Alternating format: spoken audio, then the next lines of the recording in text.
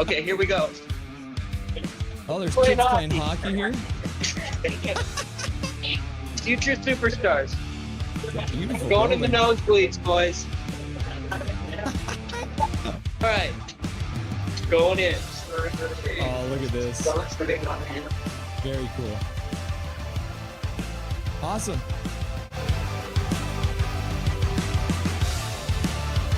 Very excited to have the one and only Laser from Hockey Shop in Langley. Welcome to the show, Laser. How you doing today? Fabulous. No slap shots. The Rangers score. Boo.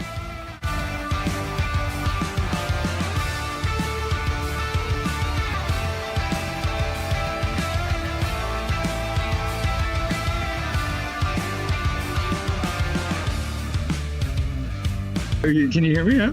Yeah, that's wild. Okay, this is craziness. I'm watching the game in the bar. This is the. I'll show you guys. I'm literally. We're in a bar here. We make it happen here. Nothing is perfect, you know. Here we are with the one and only Mr. Jake from Jake's Takes Hockey. Welcome to the show, sir. How you doing today? That's right. Thanks for having me. I appreciate it.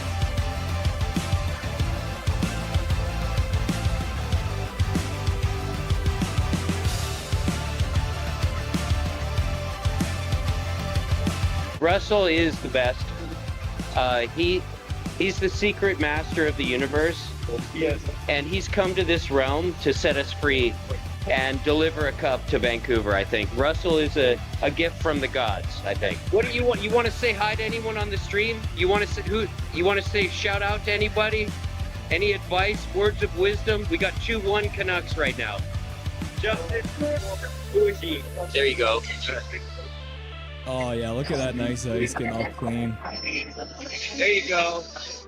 Go Canucks, go! All right. Yeah, literally the back row, boys.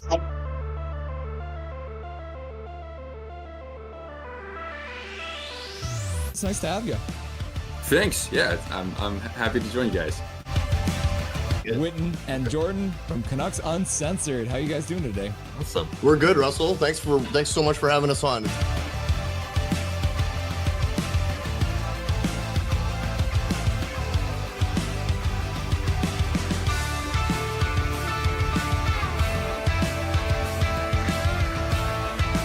David wins it, goes forward and gets a shot, goes wide. Carr puts it behind the net. Got!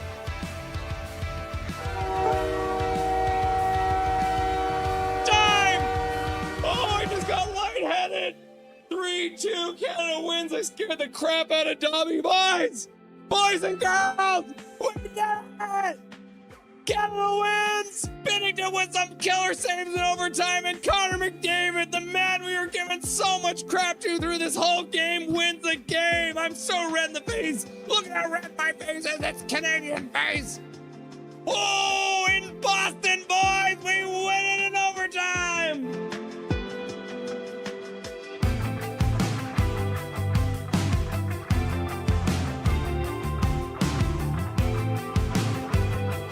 This is the man, the myth, the legend, the Blue Line Hockey. Welcome to the show, brother. Thanks for having me.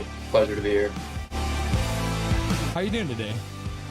Things are great. Thank you for the wonderful intro, and thank you for having me on. And truly a big fan of what you are doing on your channel as well. So keep it up, man. It's really, really good.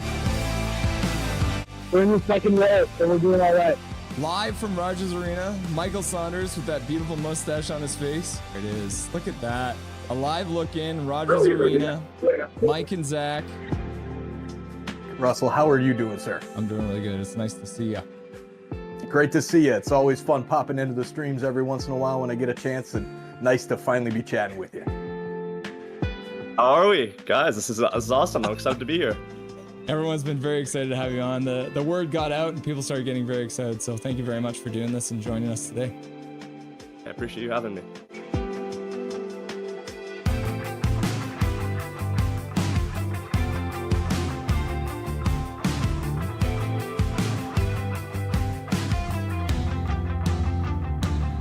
Thank you for having me. Thank you to everyone who requested to hear my beautiful voice too.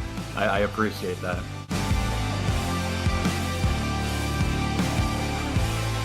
How you doing tonight? Doing good.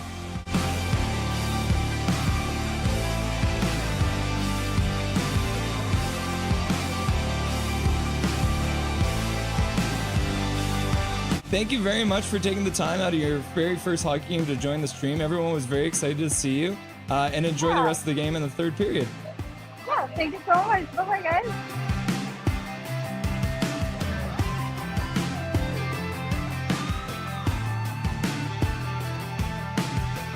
Trevor Beggs joining the show from Locked On Canucks. Thanks for joining me today, brother.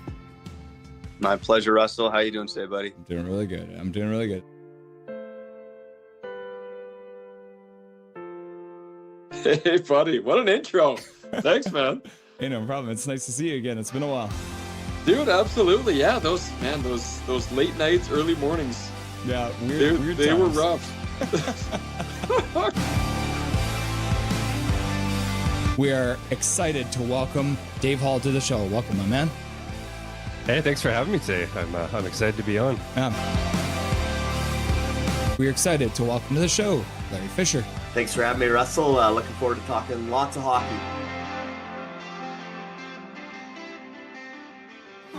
Yeah, look at that. Look at this man. He's wearing his Canucks jersey at a Montreal game. You love to see it.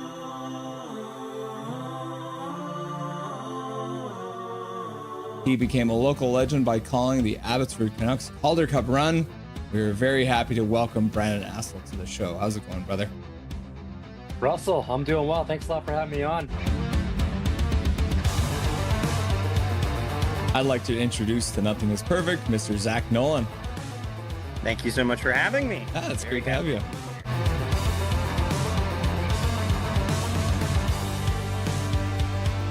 Howdy. What's up, my dude? They say never meet your heroes, but boy, am I glad I got to, because here he is, the man, the myth, the legendary host, Toddcast Podcast, Mr. Todd Hancock. Dude, thank you, man. What a crazy introduction. A hero, a myth, a legend. Yeah. We are pleased to welcome to the show, Canuckland. Thanks for having me on. I'm really excited. Passionate, realistic, honest. Rev Trev. Let's go. Let's get some passion going. There's some actual hockey playing.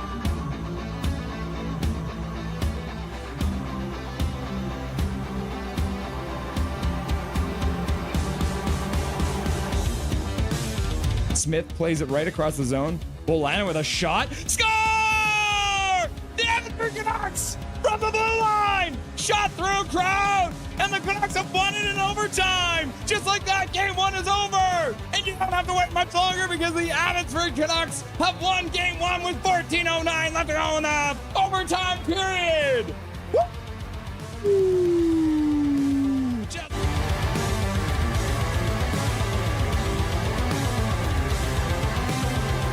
Charlotte wins the draw. They skate in. They take a shot towards the net. Goes high and wide. Comes around. In behind. Into the corner. And just like that, being resilient. Next man up. The Abbey Canucks, no doubt, never lost 2 games in a row in this Calder Cup Finals. And the Abbey Canucks are Calder Cup champions. Woo! Can you believe it?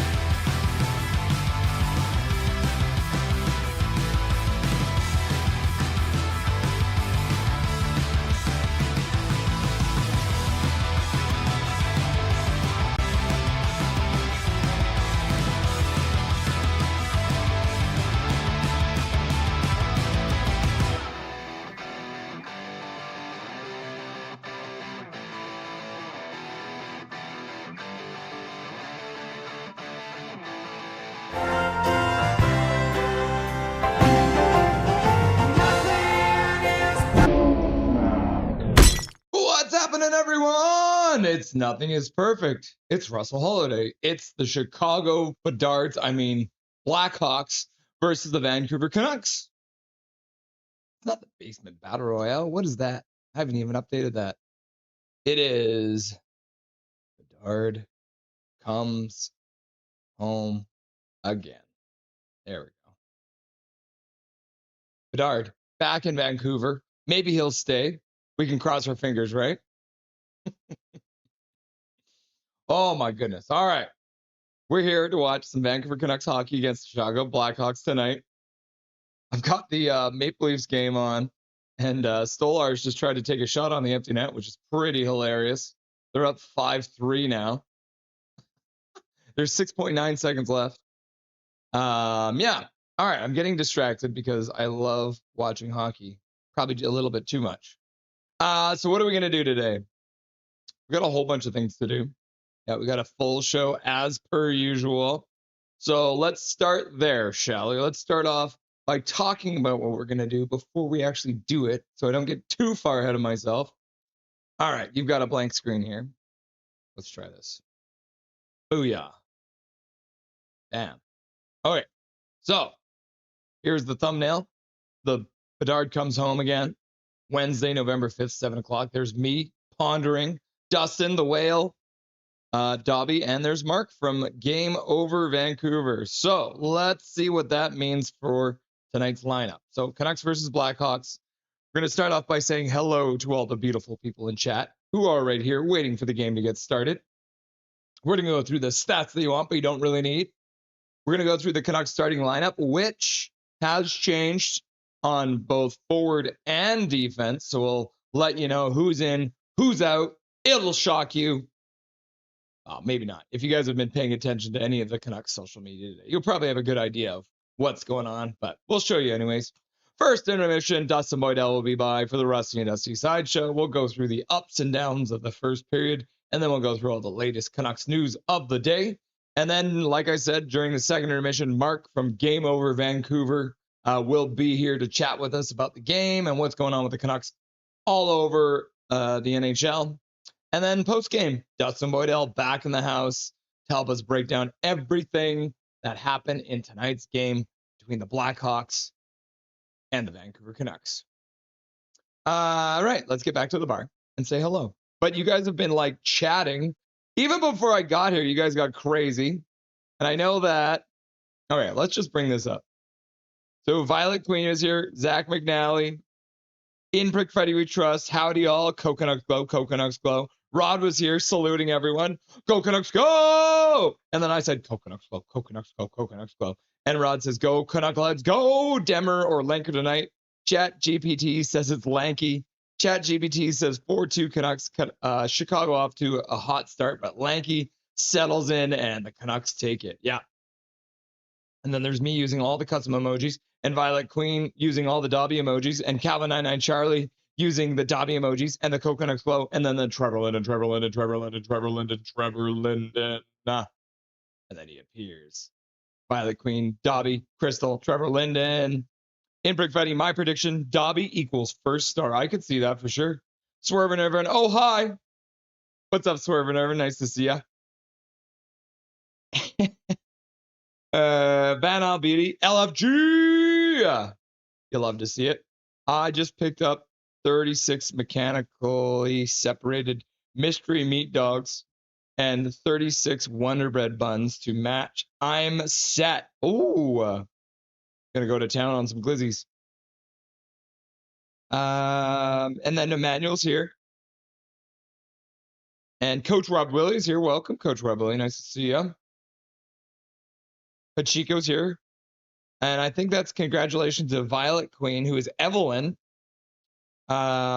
Because she's getting married or was married. We agreed to, since I had a death in the family.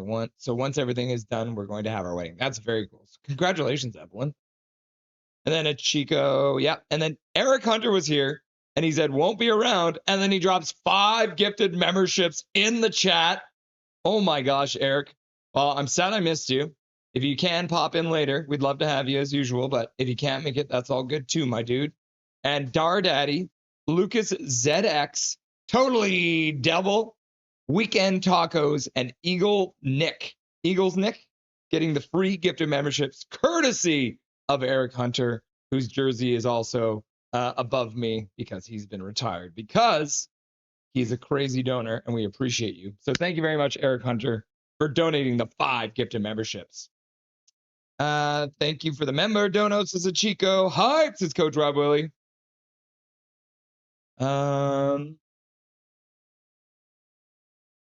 Okay, let's hop back over to the chat. So Hachiko says, thank you.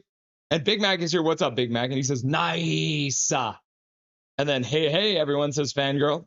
I'm so excited. Garland is back. How's everyone's day? It's better now that we know Garland's back. And then Jazz is here. He's like, we want a playoff spot. Stoked on Garley's return too, says Van Al. Sorry I missed the spectacle. I'm having a movie night with my mom. I was having a movie. Oh, say hi to your mom. We love your mom, Big Mac. That's Hachiko's grandma. You're welcome, Hachiko. I've been slacking in the new today. Had to go into work. Hate in office days. What's up, Patricia? How's it going? Our favorite grandma in the house. Violet Queen, we're both here watching, but from my account, me and Violet Goddess, due to me having premium and she doesn't have it yet, but we're both here. Hearts. My second official full stream as a mod here on the channel. Coming right up, yep. HSM Fangirl, our newest mod. Oh my God, I'm so happy to hear Garland is back. Yep. Richard in the house. Can't wait till Bedard signs a 20-year pay-as-you-go contract. Laughing and crying. Richard, oh man. So you're meaning he's going to sign in Vancouver, right? And then Ichigo says, hello, Violet. Hello, Violet. Half of the squad is back. Let's go, Canucks. Gonna be juicy game tonight. Got a good feeling. Don't worry, Big Mac. I'm experienced mod. I mod for other channels here on YouTube. And Van Al Booty is putting a Y in chat. Is that like a angry face? It's like one of these. Instead of calling me Violet, you can call me Evelyn, because that's what you guys have been calling me for a while now. Yep. Evelyn! Sounds good, Evelyn. I wasn't worried, HMS Fangirl. Haha, you're good. Good to hear, Big Mac. If the bots ever start coming on to chat, I'm ready. I have experience dealing with those. Yeah. We have the stream set up now, so you have to be a subscriber to actually chat. So it has eliminated most of the bots, but it has not eliminated racist Americans, but we got rid of those now. So we haven't seen Sarah or her friend yet tonight because she's been banned permanently. 36 dogs equals 72 tips. LFG! Forgot those existed. Laugh out loud. Bots in chat. Yeah. Calvin Night Charlie. Since we have proper mods, should I turn off the subscriber mode off? Nah. As soon as we turn off subscriber only mode, then we'll get all the bots back. That's what's going to happen. I don't forget, Evelyn. It was on a Storm Chaser stream on YouTube and they kept coming. Yep. Hi, Calvin, says Fangirl. And she goes like, Dobby. And then Patricia's like, Calvin, evening. Clay's keeps subscribers mode on whenever he's live streams. Yeah, Fangirl, I'm the same. Yeah, we used to not do that, but as soon as I didn't do it, Russian bots showing up. I got a lot of bots coming into my chat a few months ago asking if I wanted to see their artwork. Dead? That's weird. Huh. Yikes, Evelyn. People call them clankers. Yep.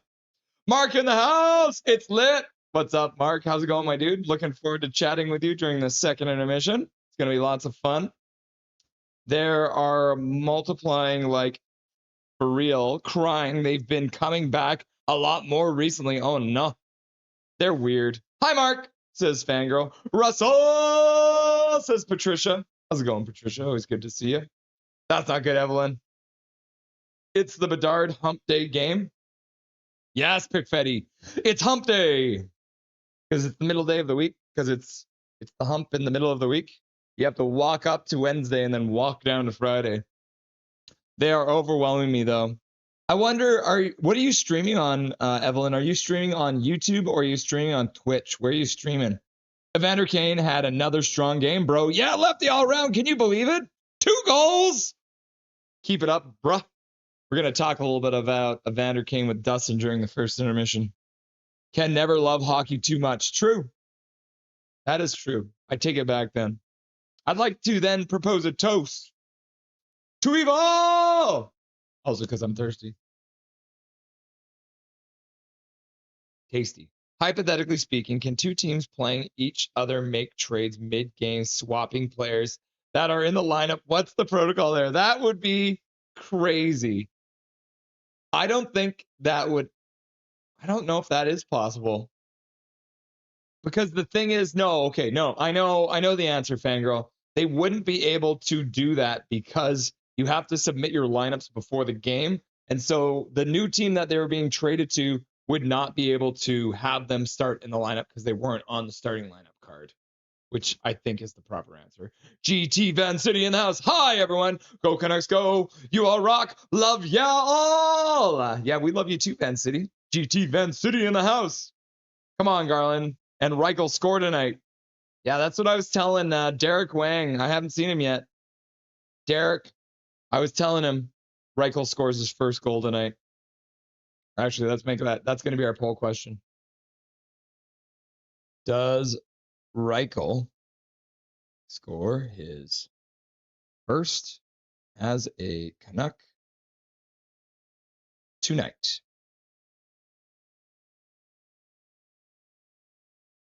Yup. Nope. Oh, that's a capital O. And maybe. And hat trick, as is our standard.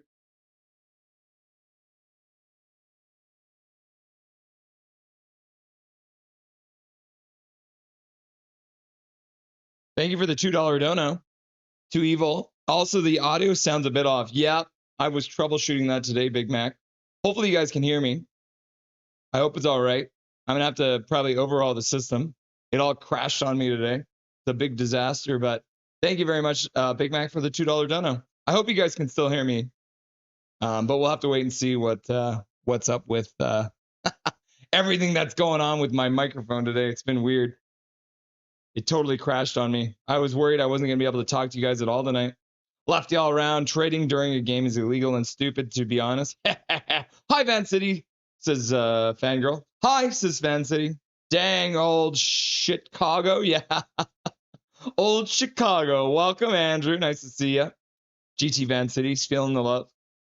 Hi, Andrew, says Fangirl. Go Canucks, go, says Lefty all around. Hi, Lefty, says Fangirl. Andrew says, hey, Fangirl. Lefty says, hi, Fangirl. Van Albetti says, Rusty and Dusty, Big Mac. Rusty and Dusty, Big Mac. Go, go, go. Trevor Linden should run the team, period. Yep. They should have never got rid of him. Should have never gotten rid of him.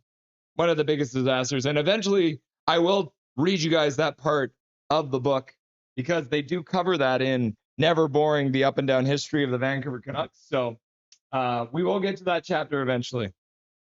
He tried to. Yep. Agreed. They would listen to him. They wouldn't listen to him, so he had to leave. Yep. 100%. Jim Benning was a yes man. And just like that, he had to leave the team. So congrats, Evelyn. GT Van City, he said slow build, and they said rush it. Yep. Sup, Van Albetti, says Big Mac. Leafs win 5-3. Yep, I did see that. And did you see Storlars trying to score an empty netter? Gotta love Eric. Max says Swervin. Petey scores a hat trick. I would love to see that. Double hattie. Sup, Swervin. The Swervin Irvin. Have you properly mourned the World Series yet? Cheers, Mac. Cheers, says Big Mac. Canada's curse, losing big tournaments in the end. Yep. It's been like 32 years now. What a World Series. Is that like an all-star? What's the World Series? Is that like an all-star game? Says Inprick Betty with Trust. Yo, Fangirl got mod powers. And Swervin Irvin's just crying. Nobody loves me. Swervin Irvin. There you go, Swervin. You're a moderator now. Look at that. I love you, says GT Van City. I love you too, GT Van City. I do, Swervin. Much love, Swervin. Oh, Ruin. the Y was not a face. Laugh my ass off. The Y was not a face. Laugh my ass off. Yeah. Yeah. It's beautiful. It was a beautiful face. Russ. Yeah. Laugh out loud at Andrew. I'm dumb. I'm an old man. You guys gotta tune me in. Gotta keep me up to date with all your slang and your emojis and all that. And then Swerve and Irvin, our latest mod, dropping it in.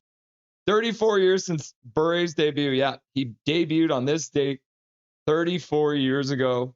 And the entire population of Vancouver crammed into Pacific Coliseum to watch it. So all 2 million people who lived in Vancouver was at that game. Had a volleyball game today, but we lost. Sorry to hear that, Jazz. Nice to see you, Jason. Let's hope the Nucks win, though. Like he's new on the internet, laughing and crying. Old man, my condolences, Jazz, said Chico. Hey, Quinn Hughes, hair is getting long. He's starting to have that I want to speak to your manager look. It's probably longer than my hair, isn't it? Jazz is sad. Right, Andrew? Laugh out loud. Swervin seems to run in the family. Laugh out loud.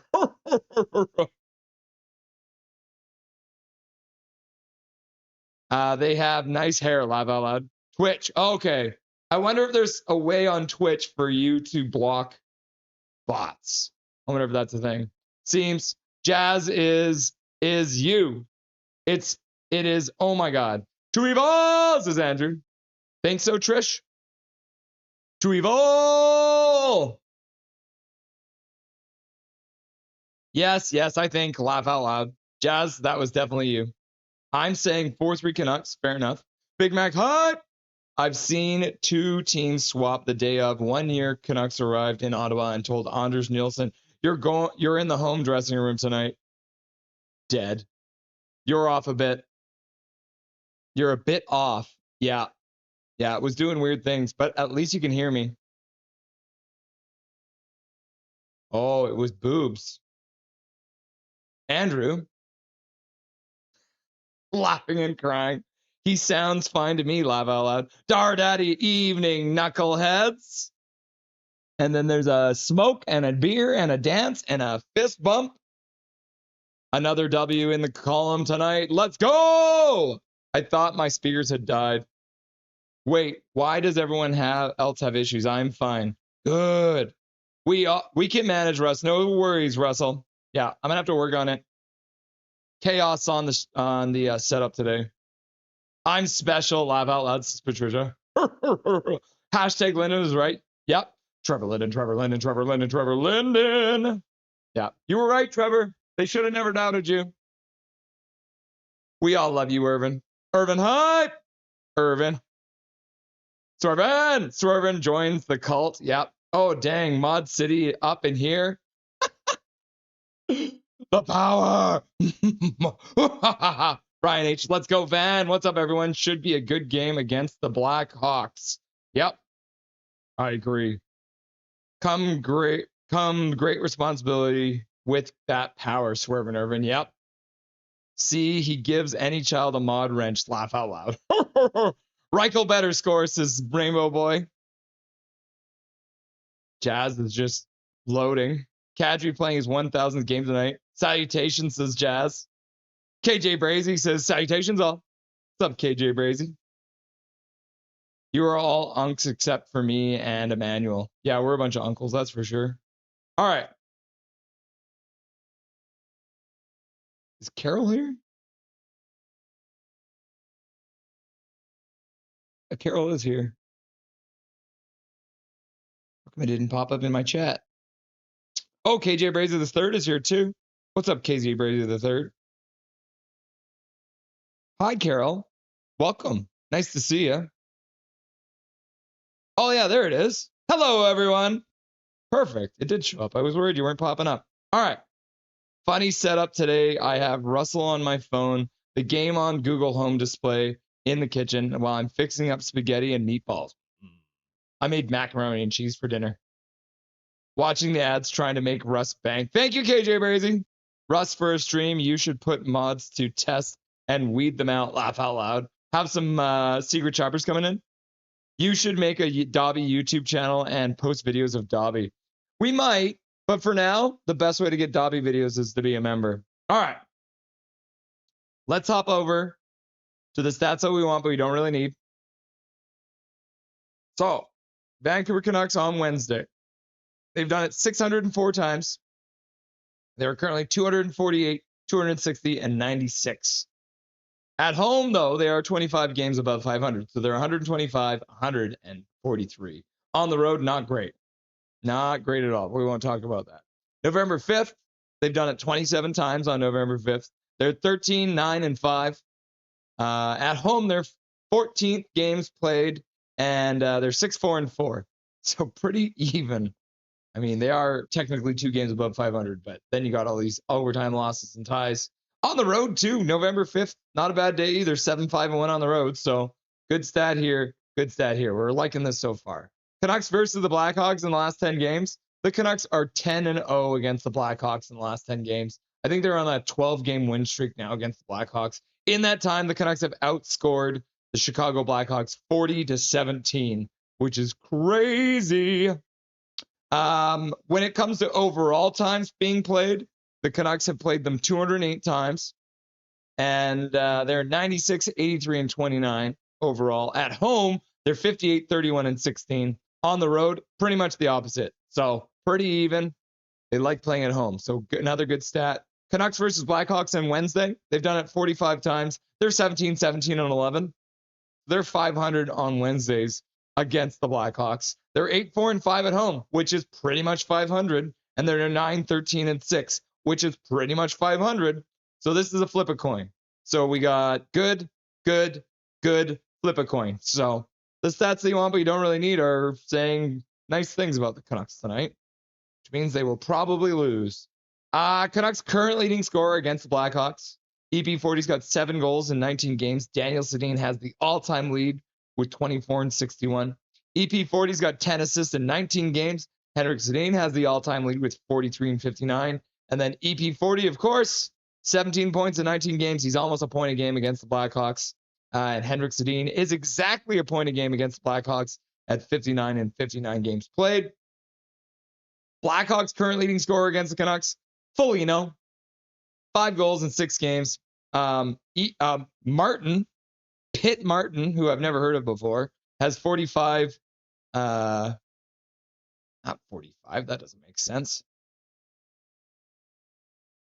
It wouldn't be 45. What's 45 minus 32? 45 minus 32 is 10, 13. So he has 13 goals in 37 games, 32 assists, and 45 points. There we go. So Pitt Martin, the all-time leader for the Blackhawks against the Canucks, which is kind of weird. Nick Foligno also has the most assists. And this is wrong too. Man, what was I doing when I made this chart? Holy cow. He's got 8 points in 6 games. So he's more than a point a game against the Canucks. And then as we usually do, we compare and contrast the 2 highest scoring players. So Nick Foligno, Elias Pettersson. Pettersson's played 14. Nick Foligno has been hurt a little bit. He's got 4 assists in 10 games. Pettersson's got 10 points in 14 games. Pettersson's got a harder shot at the top end and an average shot that's way harder. His skating speed, his max skating speed is much faster because Nick Foligno is 38. This isn't even fair. Pettersson destroys him in total miles skated. He has played more games. Total average miles skated per game. Miles skated in a game. Oh, per 60. And then this is most miles skated in a period. And then shots on goal, Pettersson with more shots, 20 from all locations. And then when it comes to, this is one of the first times we've seen this. Foligno spends less time than Pettersson in the offensive zone, more time in the neutral zone, and more time defending. So, that's not a bad thing for the Vancouver Canucks if you're comparing those two.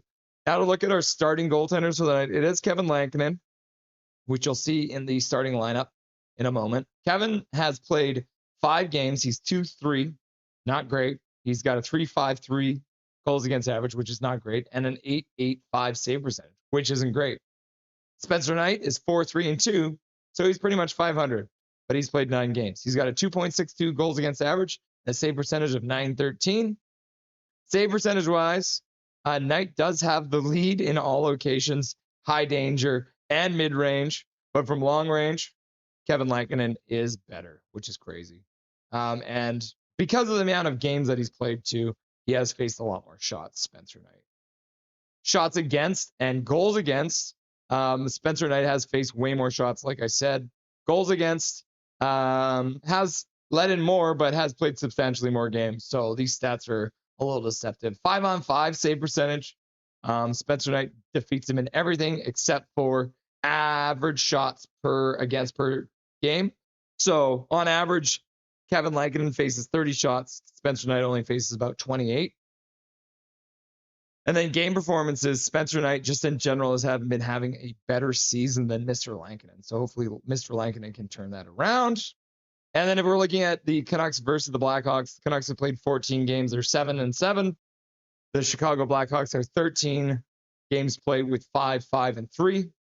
So they're 500 at 13 points, having played one less game than the Canucks, which is weird.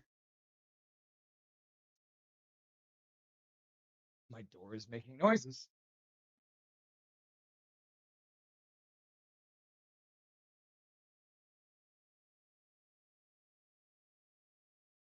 I have the window open in my room, and so the door is going, and I know that drives Crystal nuts, so I decided to stop that from happening.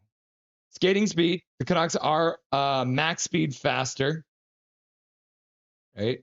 But they do not have as many 22-plus bursts, which is interesting. So the Blackhawks are capable of some bursts of speed. Skating distance-wise, the Canucks have skated total miles more in the last 10 games, so they are skating more. Average skating per 60, though, they do skate a little less. Most miles skated in a game, the Canucks skated more. And then most miles skated in a period, pretty much even across the board there. Shots on goal. The Canucks have more shots on goal, even though they've played... Oh, no, they have played more games, so that would make sense. Which is pretty much their average, about 30 shots more. Goals-wise, the Blackhawks have scored more goals in one less game, so that's not great. And then zone-wise, again, very similar to the PD versus Foligno. You got more time by the Canucks in the offensive zone, only by a slight amount. Less time in the neutral zone than the Blackhawks. And the Blackhawks and the Canucks spend pretty much the same amount of time in the defensive zone, which is interesting. And then if we go over here to the... Oh, we've taken too long. The game is going to start. Quickly, back to the bar. Got to do the lineup before they get the puck to drop. Oh, no, I did the wrong thing. All right, quickly. Offensive line. Starting lineup. Garland back in the lineup. He's playing with Pettersson and Evander Kane, which means me and Dustin's favorite line is still together. Jake DeBrusk and Brock Besser playing with Lucas Reichel. And then the third line coming in, it is Drew O'Connor, Ratu, Kiefer Sherwood now playing back on that line. And then the fourth line is Arshdeep Bains, Max Sasson, and Linus Karlsson.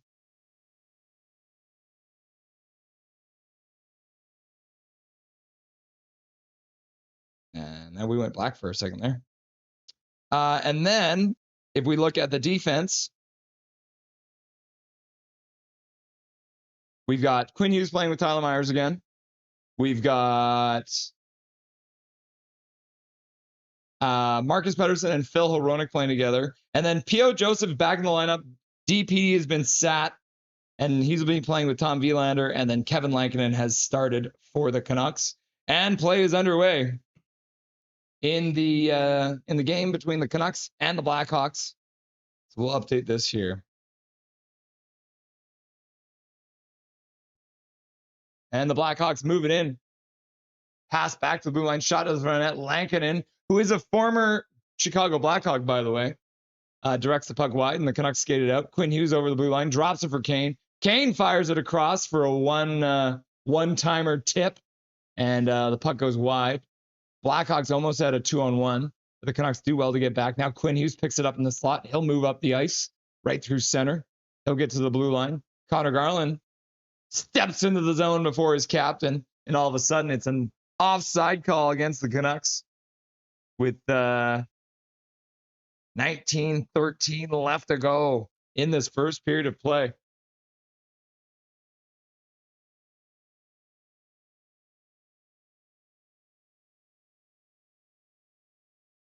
Play is back underway. Canucks could not win the faceoff just outside the Blackhawks blue line.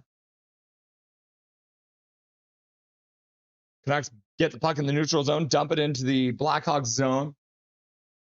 But Reichel couldn't pick it up. Blackhawks get pushed back into their zone. Bertuzzi passes back. Now they pass out to the neutral zone and dump it in. Lankinen comes out, and he'll stop it behind his net. He'll ring it around the boards. Up the boards. Kept in there by Bertuzzi. He'll fling it down behind Lankinen. Tyler Myers first one onto it. Just barely, though. And he'll skate into the corner. Stop up.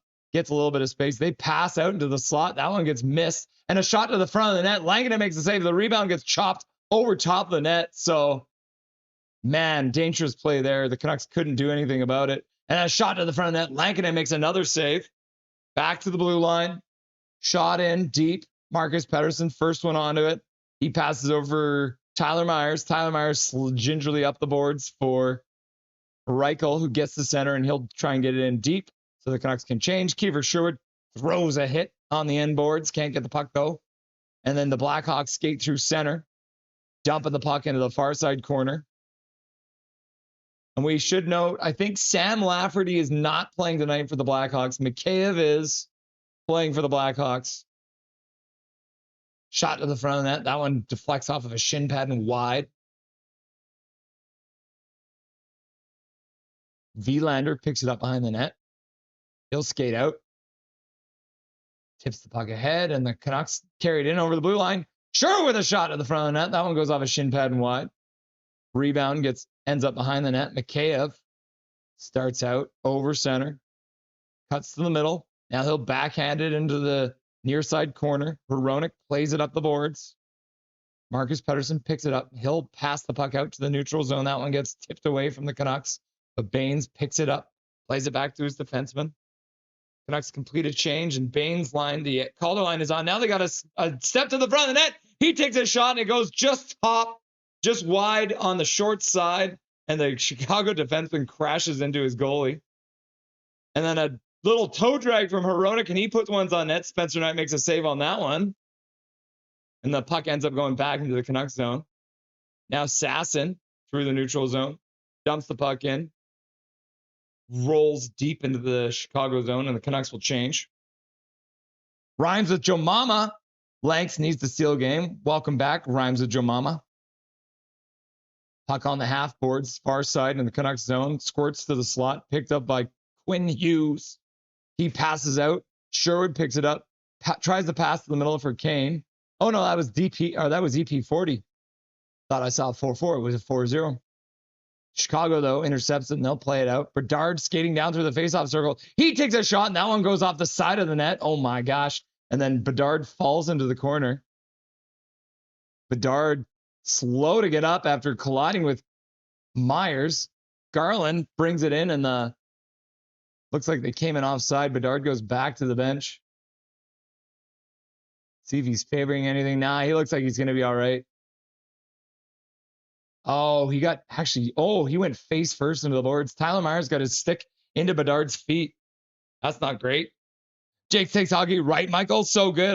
I like to rotate between pizza places so that I don't get bored laughing and crying. Carly Isaac, Tyler Myers is getting more ice time this season. Isn't that weird? I thought they said they were going to manage his ice time, and apparently they're not. Canucks lose the faceoff outside the Blackhawks blue line. They'll pick it up at their own zone and dump it back towards the Chicago zone, but they pick it up and dump it into the Canucks zone. Canucks play it behind the net. Hronek skates behind it, stops up, plays it up the boards. Brock Besser plays it into the middle for Marcus Pettersson, and he'll go back behind Lankinen again. Dish to the side. Jake DeBrusk up the boards. Gets into the blue line. He'll ring it around for Besser. Besser plays it back to the blue line. Pass across for Marcus Pettersson. Across to the other faceoff circle. Shot on the front of the net. I think Spencer Knight might have gotten a piece of that one to direct it wide. Good passing play. Canucks pick it up again. Besser with a shot to the front of the net. Another save. And then on the rebound, Jake DeBrusk chops it wide. Puck ends up behind the net.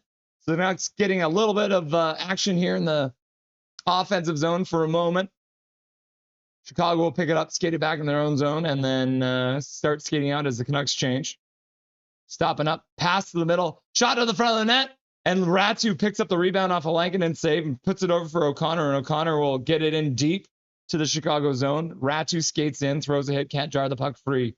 Chicago plays it up the boards. That one gets blocked by Drew O'Connor. Drew O'Connor flips it towards the net, ends up going off the side of the net. Good job by Ratu to take the puck off the man, and then he skates onto the far side corner, back to the blue line. Shot to the front net by Vilander, and Knight makes the save. Rebound comes into the slot, and the Chicago Blackhawks manage to muscle it out to center. Sherwood chops it to the middle for Ratu, and Ratu will put the puck in deep, and the Canucks will surely change after that flurry of action.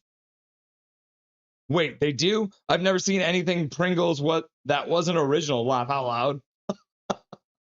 Calvin 99 Charlie, they do make other flavors.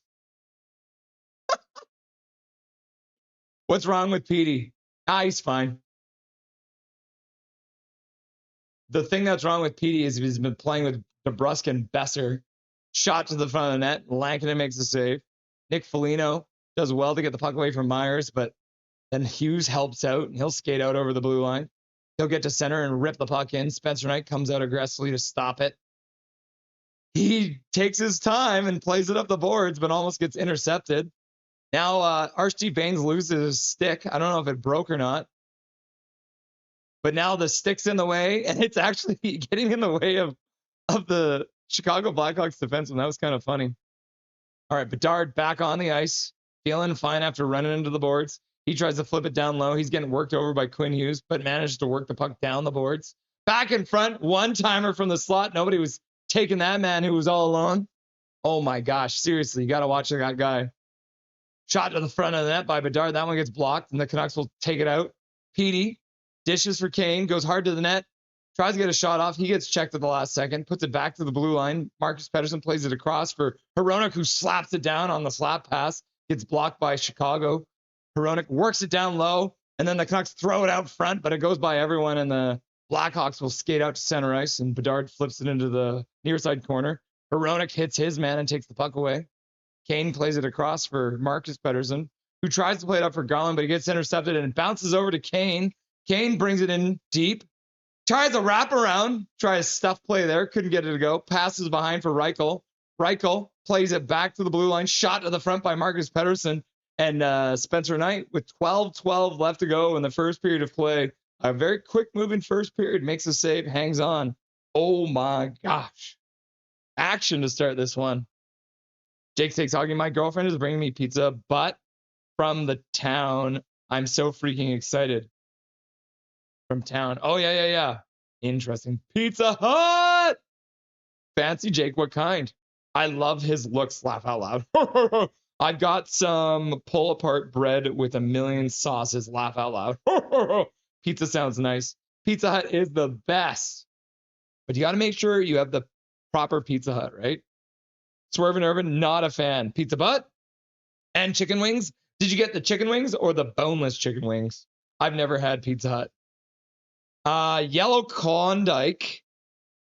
Where does Reichel slot in when everybody is healthy?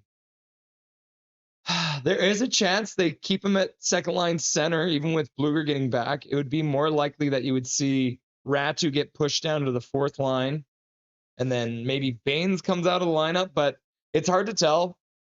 But yeah, welcome Yellow Klondike. Oh, Yellow Kodiak. Why do I keep on trying to say Klondike? Yellow Kodiak. Welcome to the stream. Reichel, I think they're going to keep on trying him at center. But I think the only time he will get pulled away from that is if they trade for another second line center. So yeah, Yellow, when they get healthy, I think he stays where he's at. Pizza, apples. Go Canucks, go! Says Milosh. Welcome, Milosh. Nice to see you. I want pizza. Would go well with hot sauce. Laugh out loud. I've been doing that a lot lately, Calvin. Just some hot sauce on my pizza. I used to do like cheese sauce and stuff, but this time I was all like, give me some tasty hot sauce. Garland. Yeah, he's back. I don't have it often, but I was feeling something a bit different today. Oh. Nazar gets tossed out of the draw. Capital Obies fan here. What's up, Capital Obies fan? Ooh, face-off win, and DeBrusque gets a shot right off. Chicago plays it off the back of their own net. They'll start skating out. Pass up. Intercepted by the Canucks, and they'll play it down into the Chicago zone. Congratulations on Ovi getting his 900th NHL goal today. That's crazy. The first player ever to hit 900. You'll love to see it. Your time clock is still at 20. What do you mean? It's counting down, isn't it? Let's go, Vancouver, to Zach McNally. Puck dribbles in on Lankinen. He makes a save and then dives on the puck. Got 11:30 left to go. Dennis Bill in the house. What's up, Dennis Bill? Go Canucks 100. You'll love to see it. Welcome back, my dude. Oh, and Segmina's here too. I love Hen Benerino tobacco from the USA on everything. Habanero Tabasco. There we go. I can read and speak. Habanero Tabasco from the USA on everything. I miss hearing Shorty say Bertuzzi. Yep. Different Bertuzzi, but thanks. It was awesome beating Russell Bleeding Blues 6-1. Thank you very much. It helps us out because he's a Western team. Canucks lose the draw in their own zone, but the linesman did not like the way he dropped it. So they'll do it again. They added 2 more seconds back on the clock, so 11:30 left to go. Canucks win the faceoff.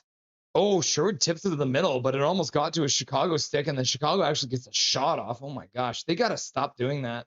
The blind backhand to the middle. Ratu bats the puck into the Chicago zone. Spencer Knight tips the puck up the boards. Ratu hits his man, but can't come up with the puck. Now Chicago skates through center. Playing it up. Ends up getting tipped to a Canuck. Canucks played all the way down the ice. And that's going to be icing. It was a pass, but it wasn't a very good one because it didn't hit any of the sticks that it was intended for. And so the Canucks have iced the puck. And they need to learn the rules. Hey, sup everyone? Let's go, boys. Oh, man. Oh, my bad. We had Domino's, not Pizza Hut. Dark Fear in the house. Hey, nothing is perfect. What's going on, Dark Fear? Nice to see you, my dude. Always good to have you. Chicago wins the draw and controls the puck. And then the Canucks intercept it, and they'll throw it all the way down the ice for another icing call. So there's 10:48 left to go in this period, and the Canucks have just iced the puck twice in a row. Seriously, we got to get some rulebooks in chat. Maybe if we get the rulebooks in chat, then they will understand what's going on and they can learn the rules, right? Seriously? 2 icings in a row? That's nuts. Canucks can't win the ensuing draw. Chicago controls, shot to the front of the net, gets blocked. Chopped on net, that one gets blocked too. Now Ratu chops the puck down the boards, and then the Canucks chop it up into the neutral zone. Burakovsky slaps it into the Canucks zone. Canucks try and play it up the boards, intercepted by Chicago. They whip it down the boards, comes up to the near side. Lots of shots so far. The shots are already 10-8 in this game. That's crazy. You don't normally see that many shots from the Canucks. Yeah, 10-8 shots already. Puck down the ice. Tip though, so no icing this time. Canucks will have surely gotten a full change by now.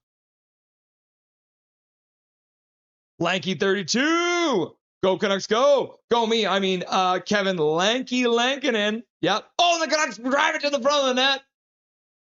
Oh, Carlson with a good play there. The Abbey line getting a chance. Baines plays it back to the blue line. Shot to the front of the net by P.O. Joseph, and Spencer Knight will go and stop the puck. Welcome, Lanky 32. Good to see ya. HMS Fangirl. Hopefully Bedard's okay. Yeah, he's fine. Bedard wiped out. Yeah, no, he's fine. Laugh out loud. David W. Rhymes with Joe Mama. Maybe he will, although it's so early in this game. It's too soon to tell if he will. Fangirl, I hope he is too. Obi scored his 900th goal. No, Bedard, come home, son. Tyler, don't do that. That's your future teammate. Yeah, I know, right? He said, puck. I bet 90% of that was embarrassment. Yeah, he got taken down by Tyler Myers, who's old enough to be his dad. I like the energy, says KJ Brazy. Michael Chow should have called up Ben Berard just for the confusion factor. I know. Ben Berard gets checked by Bedard.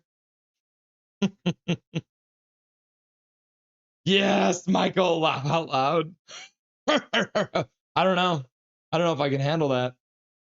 Watch out, there's a Bertuzzi on the ice. Oh, wow, Sarah got banned.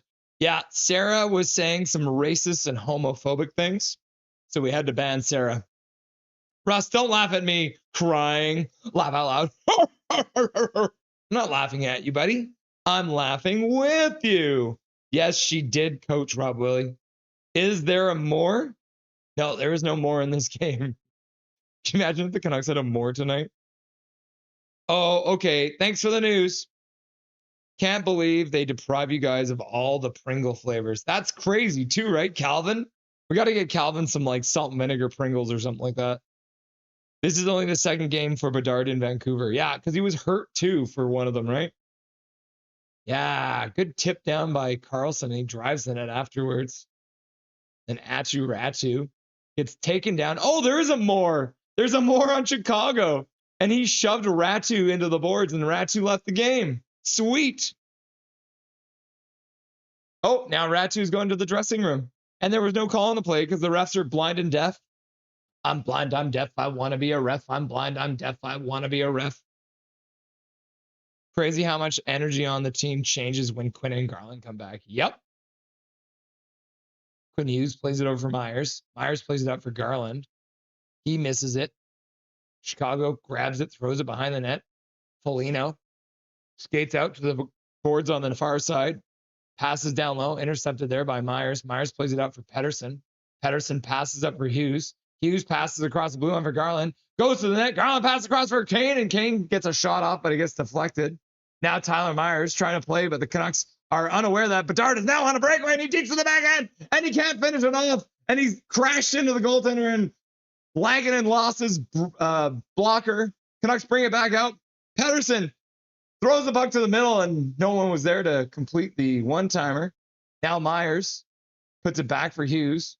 Hughes dishes up for Kane.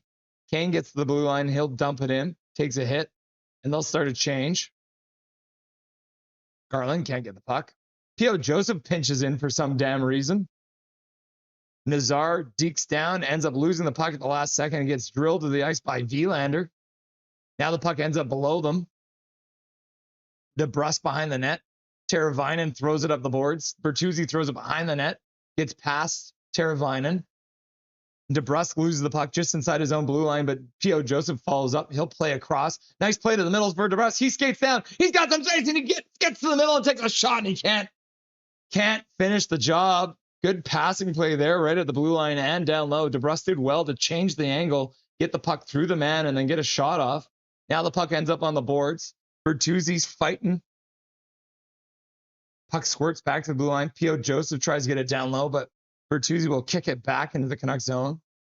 Tom Vilander picks it up, and he'll play across for P.O. Joseph and go off for a change. Joseph will now wait. He'll play the puck up to Ratu. Yes, Ratu back in the game, so he doesn't miss a shift. That's good to see. Ratu looked injured according to Sportsnet. He is back, bro! Now a 2-on-1 all of a sudden. The Canucks need to start covering for their defensemen. They are not. Sherwood almost got a pass to breakaway, but couldn't complete it. This is a shit show. It is. This game is a damn shit show. We love it. The chaos. Thank you very much for the $2 dono, Big Mac. Shot to the front of the net. Goes wide. Chicago plays it back to the blue line. Now down the boards. Ends up skipping free for the Canucks. They'll throw the puck up to center. Sherwood dishes over for Ratu. Ratu cuts to the middle. He'll pass down low for Drew O'Connor, and Drew O'Connor can't handle it. He'll play it behind, but the referee gets in the way because he's an idiot. And then Chicago will play it up the boards into the middle of their own slot, and they'll start out.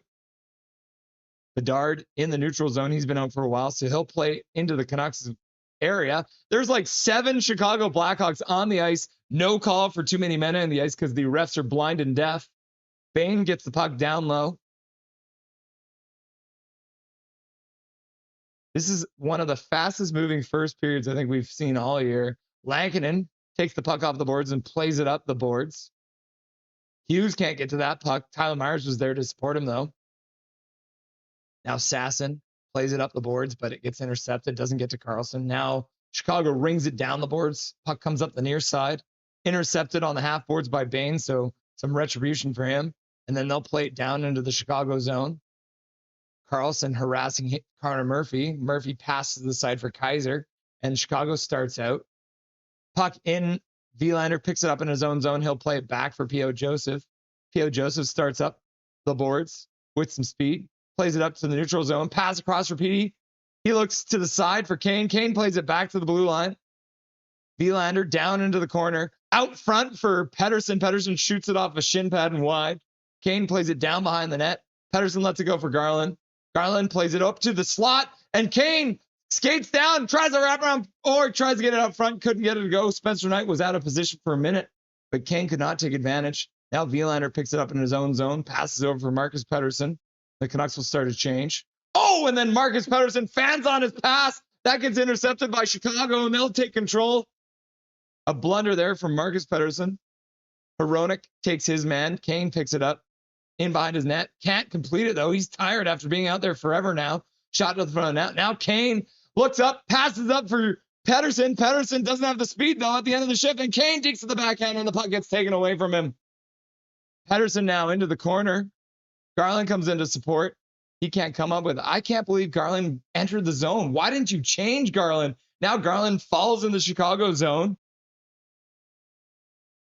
Hronek can't get the puck in his own zone. Burakovsky plays it up, but intercepted by DeBrusk. He plays it across the zone. Now they play it up for Reichel, but the Canucks were in offside. And with 4:21 left to go in the first period of play, holy continuous action, Batman. Not a lot of defense in this game. The shots are 11-12 now. That's craziness. Back to the bar. Melinda's black truffle hot sauce is incredible. McNally says, Ovi fan 8. Panago is my go-to, says KJ. I used to have a Hawaiian pizza until I realized it was the bomb when topped with hot sauce.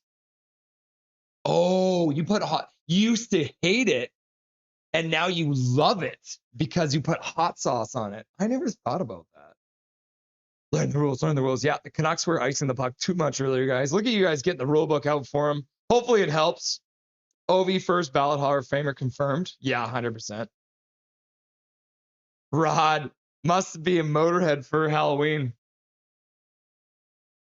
Not Motorhead. I was Star Trek for Halloween, but I did this for Movember.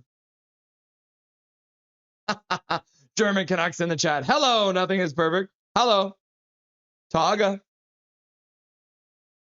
Yeah, Russ with the Lemmy beard. The Ace of Spades! The Ace of Spades! You love it, right? I'd say more like a young Matthias Oland. Ryan H. Big Mac, a lot of pizza talk, so. Midnight Solar in the house. Uh-oh, not good. We are losing to the Flames. That is not good. Let's see. I'll bring up the scoreboard here for you guys. Yeah, Flames winning 2-1 in the first intermission. Tie game in between the Chicago Blackhawks and the Canucks. Sharks are beating the Kraken right now. Capitals did defeat the Blues earlier. And the Maple Leafs defeating the Mammoth 5-3 in Toronto. We'll keep you guys up to date on those as we go. Good luck, Midnight Solar. WTF, this team has no breaks. Yep. Panthers fans giving us crap when Leo Carlsson hit Rodriguez. It's okay. They don't deserve sympathy. They injured another team always. Yep, true. Looks like we got some ice problems here at Rogers Arena. I wonder if there was a... Oh, that's where Connor Garland went toast to. Was there a concert at Rogers Arena last night? I don't know. It's one of those. I'm a child. I take off things I don't like. Laugh out loud. Just picking off the pineapple A. I'm chilling and vibing. Puck, really? No, he's fine now. 4:20 left to go in the first period. Chicago wins the draw, and they'll throw it into the Canucks zone. Tyler Myers gets to it first. Quinn Hughes tries a verse hit, but Tyler Bertuzzi takes it away from him. Now Tyler Myers goes into the corner against Nazar. Nazar stops up, plays it in the middle. Now back to the blue line. Almost taken away by Besser. Now Tyler Myers in behind the net. comes up to the corner, passes to the middle for Quinn Hughes. Quinn Hughes passes up for DeBrusk. DeBrusk passes across the zone. Good stick there by Chicago to block that one from getting to Besser. Kaiser plays it in behind his own net. DeBrusk throws a hit. Can't come up with the puck, though, and Chicago will throw the puck all the way across into the Canucks zone. Hronek and Hughes out there for a moment. Now Hughes goes for a skate, and he'll go off for a change. Shot to the front of the net. Big rebound comes all the way back to the blue line. Hronek couldn't keep it in. And then Ratu's in. He'll be playing defense for the moment. Canucks pick it up. Drew O'Connor dishes to the blue line. Pass across to the slot. Ratu can't get it. Chicago dumps it back down the ice. Canucks. Hronek picks it up. He'll flip it up to Sherwood. Sherwood across the ice for Marcus Pettersson. Over to Drew O'Connor. Gets it in, but Chicago takes it in their own zone.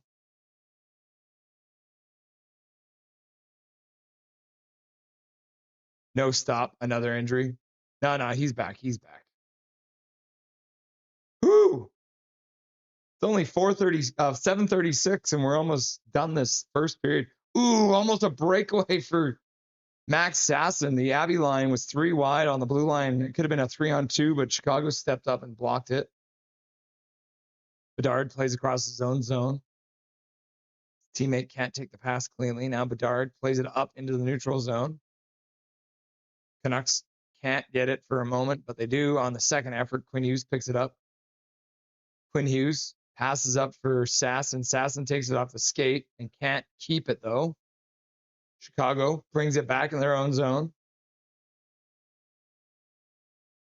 Chicago starts out of their own zone. Pass up to Bedard. Bedard through center.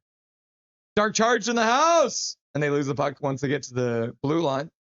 How's it going, Dark Charge? Nice to see you. We got both brothers here. Pettersson down the slot. Dishes down for Garland. Garland plays it through his own feet. Tries to play it back for Pettersson, but that gets intercepted by Chicago. They'll start out through the neutral zone.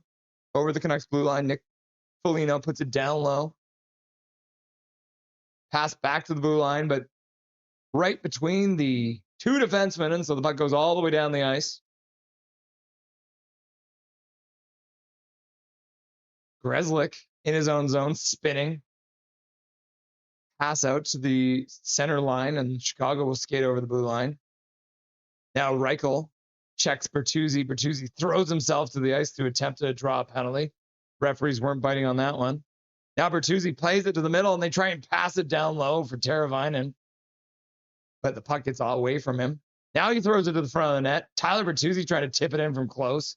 And then P.O. Joseph plays it off the boards and out to the neutral zone. Chicago works it back in. They were offside for a moment, but they've tagged up. Tom Wielander plays across his own zone for P.O. Joseph. P.O. Joseph over for Ratu. Ratu shot. Goes high over the net and out of play, looks like. So 36 seconds left to go in this very fast-moving first period. There's been like 2 whistles, and that's it.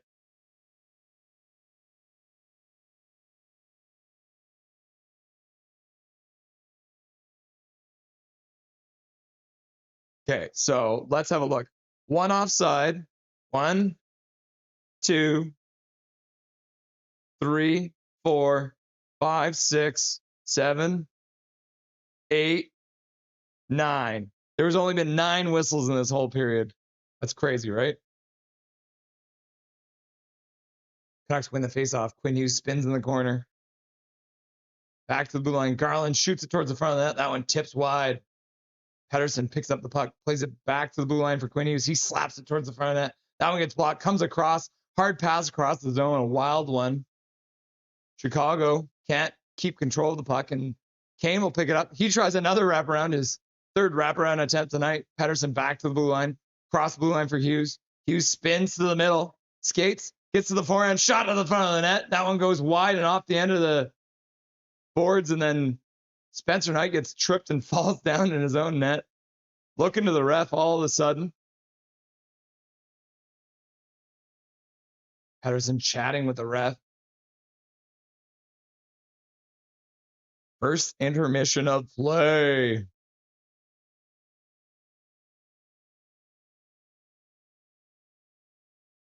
Yeah, crazy stuff. That was a wide open, freewheeling period. We don't see a lot of that here on Canucks hockey.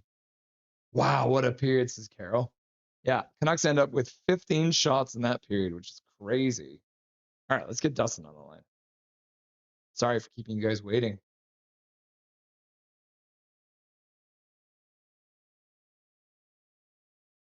Come on, Discord, wake up. Wake up, Discord! Let's just make sure Discord's working properly.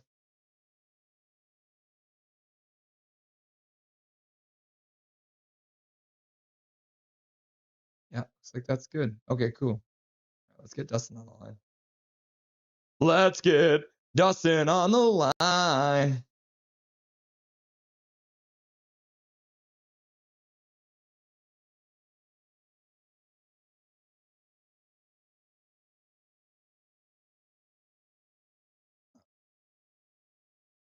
Oh, there we go.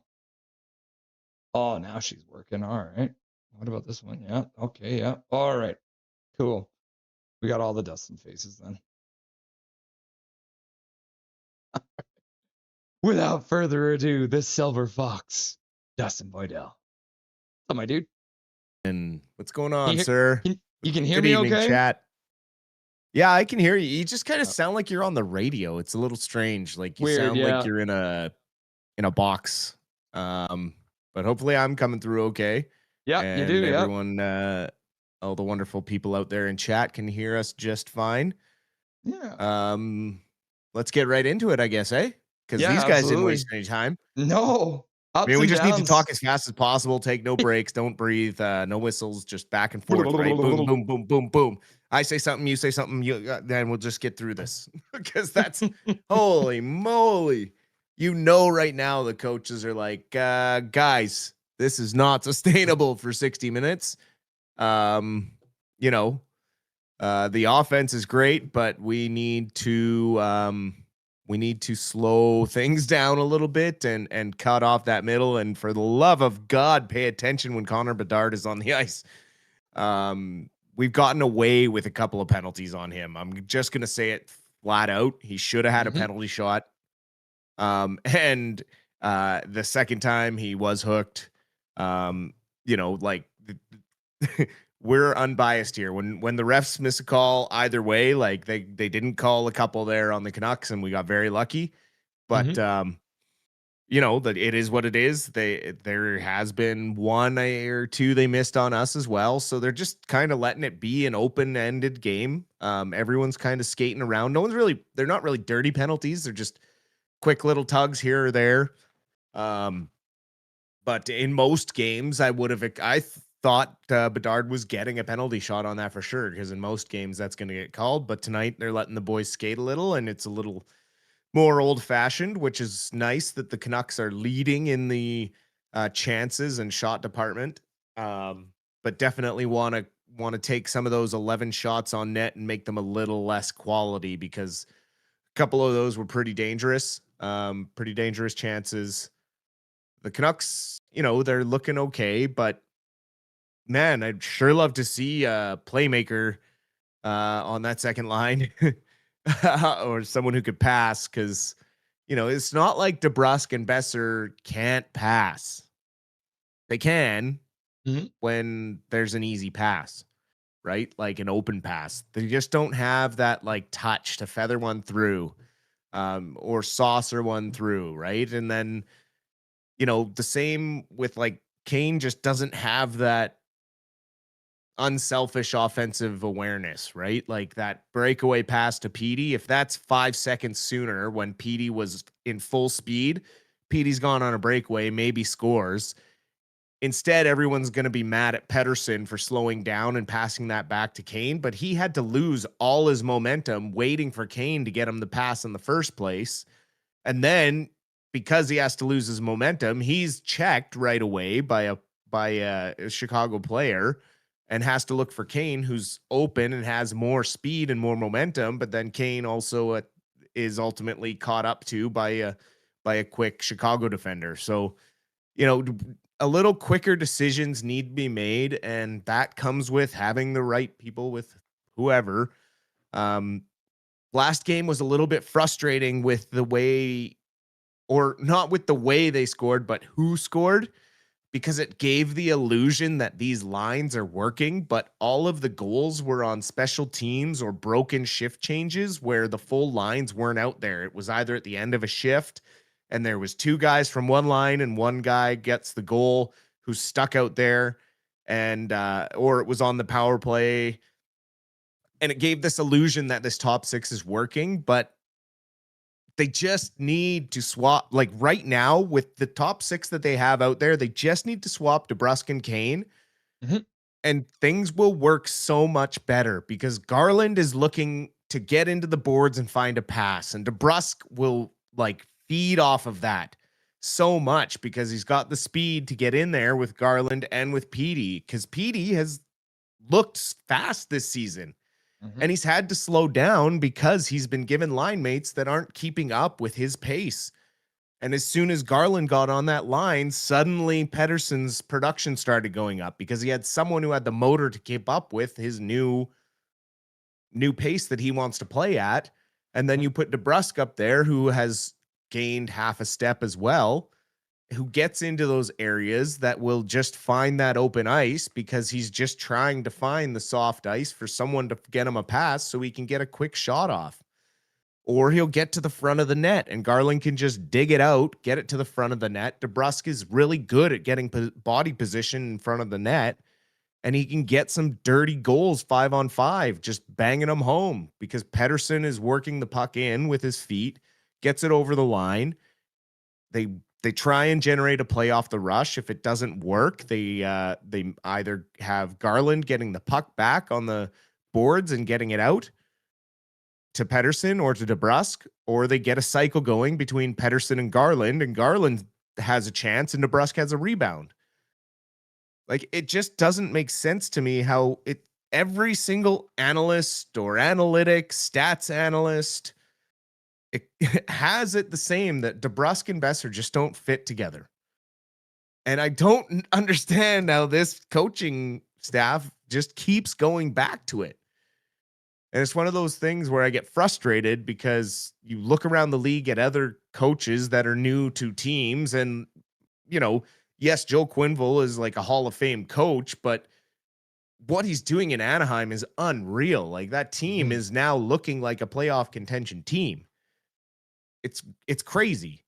And, yes, Foot has been plagued a little bit by injuries, but it's only a couple of guys for a couple games. It's like not everyone is gone at the same time.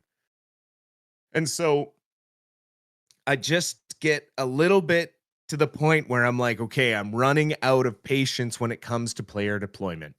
And yes, Kudryavtsev was up and got paid as an NHL player for a while, but I guarantee you, if you ask Kudryavtsev, would you rather have played one game up here or gone back to Abbey and helped them win? He much rather would have done that rather than just cash a check sitting in the press box and doing a couple practices. Like, I get it in the sense of they needed a body up, but if you were just going to have somebody sit who wasn't really going to help either club, then bring someone else up, because instead you have the farm team suffer that went from having the greatest season ever to now has a horrible losing streak because you took him away for 4 games, basically, that he very much could have played in Abbotsford, that they could have used him. And, so it's just deployment issues again that lead them to not having those grade A, like, we're on the edge of our seat scoring chances, right? Like, stuff starts to develop and you just start to get excited and then a pass goes into the feet or a shot misses the net or a play just kind of gets shut down on the boards. And you're like, why on earth are these lines still the same? So, I will say that it was a great period to watch. A lot of good stuff there from the Canucks in the sense of getting shots to the net. That Abbey line looks more and more comfortable with every game they play together and every game they play in the NHL. And of course, we have, the Canucks at 50% in the faceoff dot, which they have struggled with recently. Luckily, they're going up against a kind of a younger center core over in Chicago. And then it's nice that Ratu was able to come back into this game. I think probably just one of those stingers on the kind of the top of the knee. I've kind of had a similar crash actually in roller hockey, and you feel it for a minute. You feel like you can't move your leg. Everything kind of goes numb from the knee down. But once you kind of have a second, get it to get moving again, you're usually pretty good. So thank goodness, because man, it's starting to feel like their Rogers Arena is built on some sort of sacred ground or something, or unsacred, because at this point it's just comical how many injuries are happening. Yeah, I wonder if there must have been a concert or something, because that ice looks terrible tonight. So it must have been something in town last night before the Canucks got back. For sure.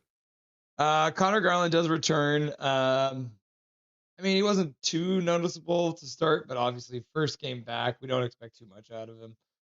But yeah, probably expect him similar to your prediction earlier in the season.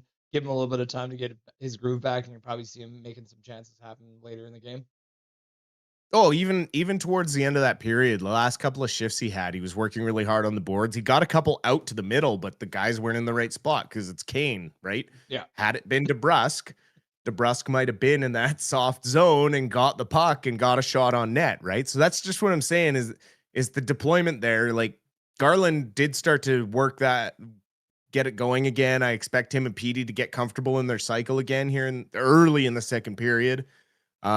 If the Canucks get a power play, I think they will score pretty quickly on that one. They seem to be clicking well on the offense of getting it out of their zone. The breakout looks great. They just need to crisp up some of those plays and get a little better finish on some of those plays. The cross seam pass maybe isn't the best play. Get a hard shot across on the low far pad and get a rebound out to that other player that's streaking across, or fake a shot here or there. Yeah. Apparently our audio's cutting in and out. Classic, right? Seems like that. Yeah. That is the kind of day. Can you hear me? Can you hear me? It looks Nothing like is perfect. all my levels look fine. So who knows? It's been one of those days. $2 Hey, you know donut what? from Big Mac to let us know. Thank you for the $2 to let us know that our audio is shite. Bye bye, Craft Stop. Saw that one Shocker. I mean, I did say it pretty early in the Abbotsford season. He did not look interested in staying here. He looked checked out. There were a couple of games where maybe it did look like the coaching was getting through to him a little bit, and he was pushing a little more. However, it definitely then started to fall off. He doesn't look like he wants to be part of the solution. He just wants to go back to Russia, play in the KHL. He thought this would have been an easy team to make the lineup. When he got here, he saw, the Calder final players who had that extra hunger to get into this lineup, and they just outworked him in training camp. And, I'm not shocked in the slightest. Saw it coming. I think he already signed. And I wish him all the best. Deal, right? Yeah. Good luck out there. You'll probably get paid the same amount of money, because he was making about $1 million a year there. He was making $750 here. So, I mean, there's not a big difference for him. Cap space, baby. Hello, Kudratsev. So, as you were talking about earlier, they finally, for the love of God, sent Kirill Kudratsev back down to Abbotsford. So he'll be ready to go for the Abbey Canucks in their upcoming games. Yes, thank goodness. Give a little break to Sawyer Mignot. He has done very well filling in while Kudryatsev has been called up. However, just like I had called DPD kind of needing a night off, I wasn't shocked when I saw him scratch tonight. It was kind of one game too long. I think he had a really rough night in Nashville, and it was finally like, okay, we get home, and we're going to let you sit against Chicago. It makes sense a little bit to do it against Chicago because it's softer opponent than what's coming up in the next 6. You don't really want to have him sitting out in those ones. You kind of want to get him back focused and refreshed before you have that hard finish to November. So it all kind of goes hand in hand.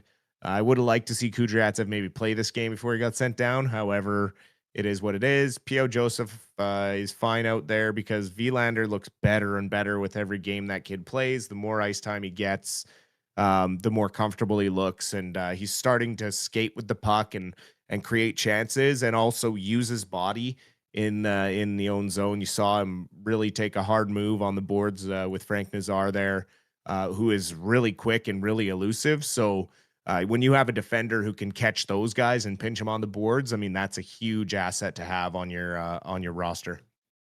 Fun fact, Swerve and Urban says, with a $6.99 dono, thank you for the $6.99, Swerve. And fun fact, Kravtsov is the last remaining shred of the Kessler trade. There you go. Just Sounds give him good. one of those. Good riddance. We don't talk about number 17 right now. Last thing I mean, I know innocent until proven guilty, but that's all we're going to say, right? We're not going to say anything until we have more information. Yeah. We'll let the court decide. Last thing I wanted to look at, well, one, I want to show this to the chat, which is funny. There's I think it's a Twitter account called NHL Dives, and they said, at Predators player Luke Evangelista fakes a high stick as he grabs his untouched mouth against player Evander Kane. Luke Evangelista is now labeled as a two-time offender. Shout out to Preds NHL commentators not being unbiased. Deserve punishment of $200,000 USD and a 40-game suspension. And then Evander Kane's got the eyes emoji right below it, commenting on it, which is pretty funny. What are your thoughts on that situation, Dustin? Well, I hope they updated it to three-time offender after he kind of dove again with the Quinn Hughes spear. You know, just brutal stuff. And what frustrates me most is that phantom high stick almost cost us that game. It led to the game-tying goal. And, you know, because of my nerve pain, I couldn't come on post-game last game because I really wanted to talk about those penalties because, I mean, man, they've talked about trying to get embellishment out of the game. Those are the moments where you wish there was a in-house replay official on microphone with those officials on ice, where they have two-way communication, and he can just say, "Hey, look, if you're gonna call this high stick, fine. It's within the action of the game, but you need to take the dive with him because he didn't touch him."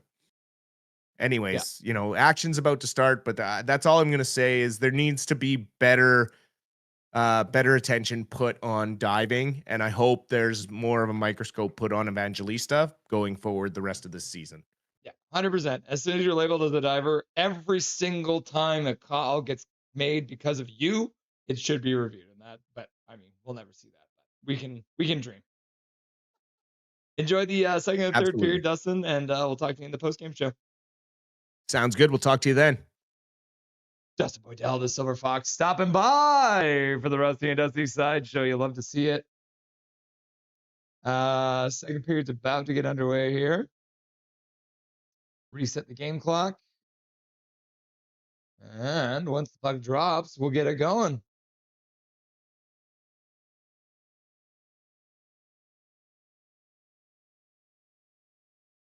Alrighty then. Got Bedard versus Pedersen. Pedersen comes up with a win on the faceoff. The Canucks will play the puck down into the Chicago zone, right onto Spencer Knight. He'll play it to the side.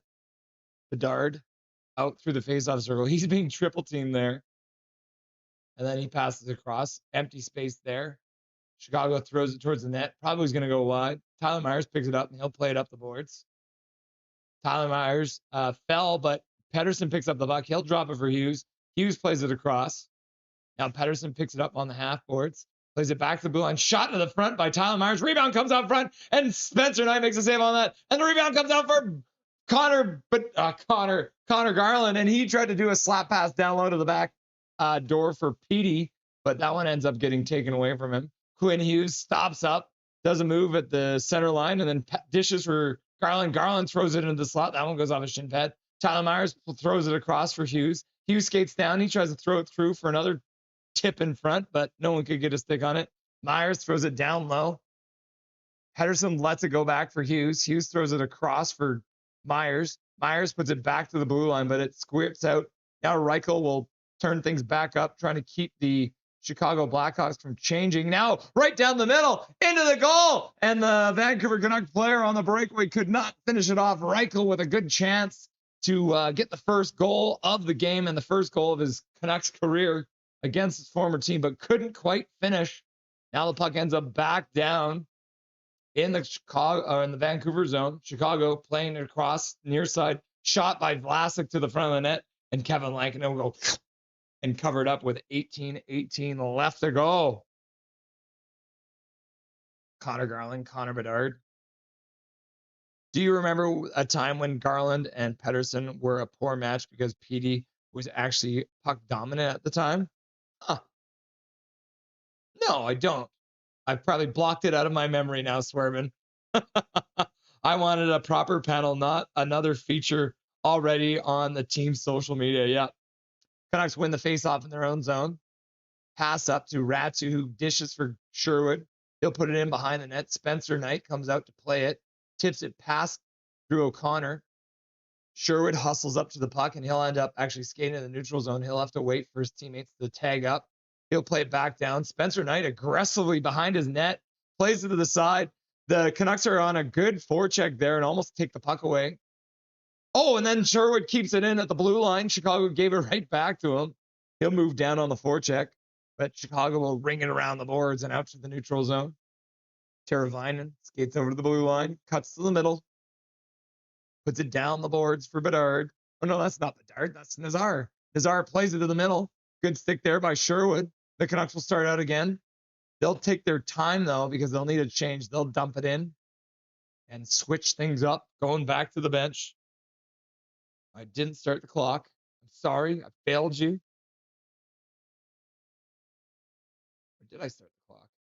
Maybe I did. Maybe I did. Dustin, would it work if DeBrusk and Besser played with a proper puck retrieving center? It's possible. The thing with the center position is it's hard for them to be the first one in on the puck.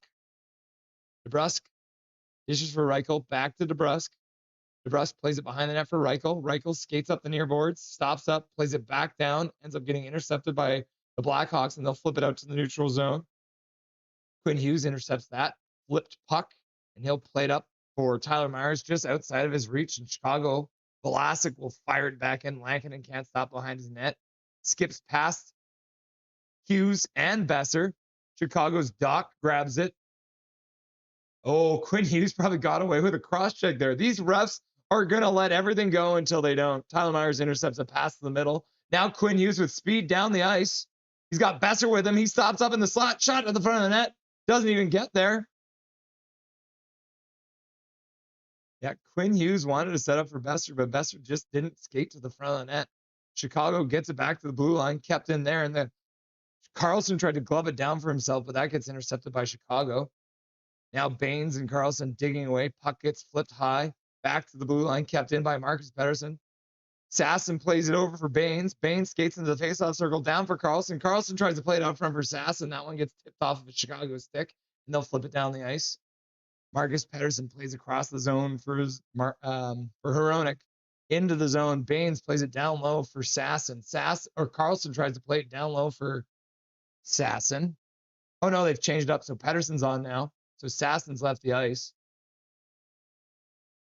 Hronek in his own zone, turns back. Got the Pettersson line back out now. Garland, Hronek stops up. He has no forward momentum. He is literally standing still in his own zone. Now he passes over for Garland. Garland through the neutral zone, flips it in. Kane and Garland. Oh, in front! What a play! Garland throwing the puck out front, repeating. He gets a shot off, and that one ends up going off a shin pad and wide. Puck flipped out to center. Chicago now gets it down low. Lankinen comes out to cue it up for Myers. Myers plays it up the boards, ends up getting taken away by Chicago. They'll play it to the middle.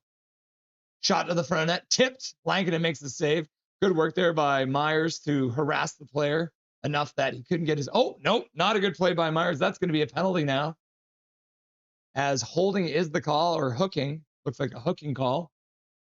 Connor Bedard! Really? They're going to give the penalty to Bedard on that one? What do you mean? Quinn Hughes, why don't you shoot that puck, bro? He's suddenly getting triple teamed. Why are you not passing that puck or shooting it? Like, do one or the other. Don't stand in the middle. And Garland with a pass out front for Petey, and Petey puts it. Bedard, how does Bedard get a penalty out of that? Holding the stick? That's hilarious. Bedard and Myers have beef, eh?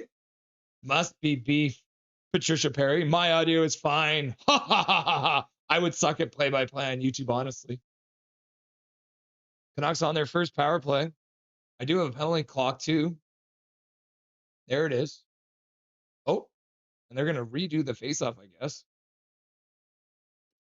So going back up to 14:29. Faceoff again in the Blackhawks zone. DeBrusk now takes it, so Petey gets waved. DeBrusk wins it back. Good job there to take it. Quinn Hughes on the blue line plays over Petey. Petey skates down the half courts. Puts it back up to the blue line for Hughes. Hughes plays across for Besser. Besser back for Hughes. Hughes back for Besser. Besser down low for Garland. Garland skates down the boards. Loses his man. Pass across for Pedersen. Pedersen in front. Tipped on net. DeBrusk got a piece of it.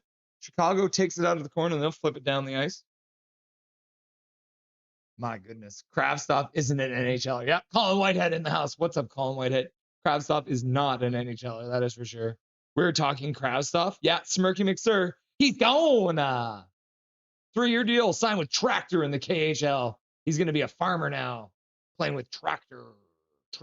Oh, intercepted by Garland. He comes to the front of the net. He digs and he can't get it through. Spreading the eagle with Spencer Knight to keep it out.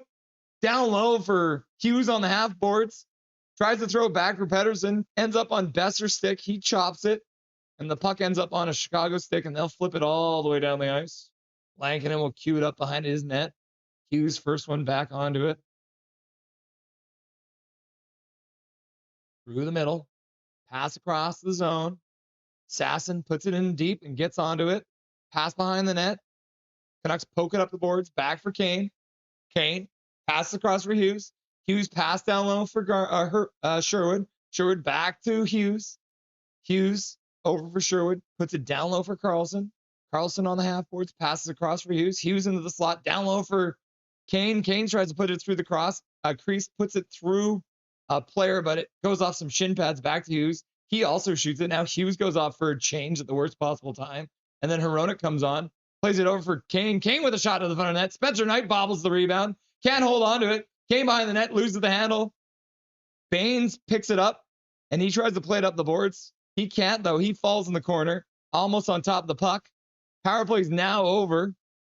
Kane tries to play it out of the corner. Can't.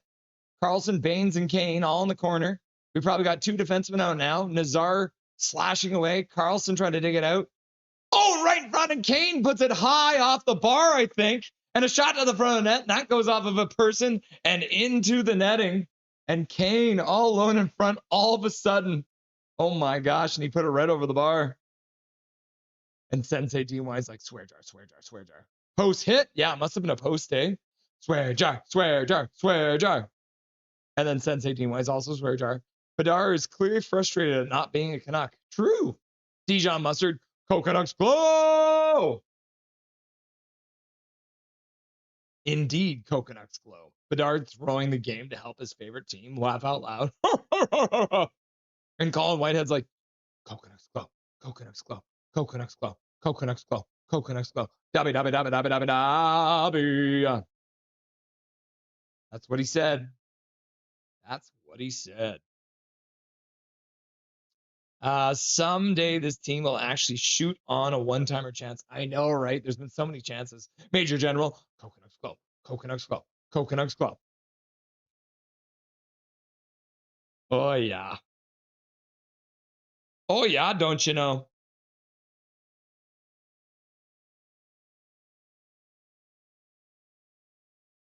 What is going on here?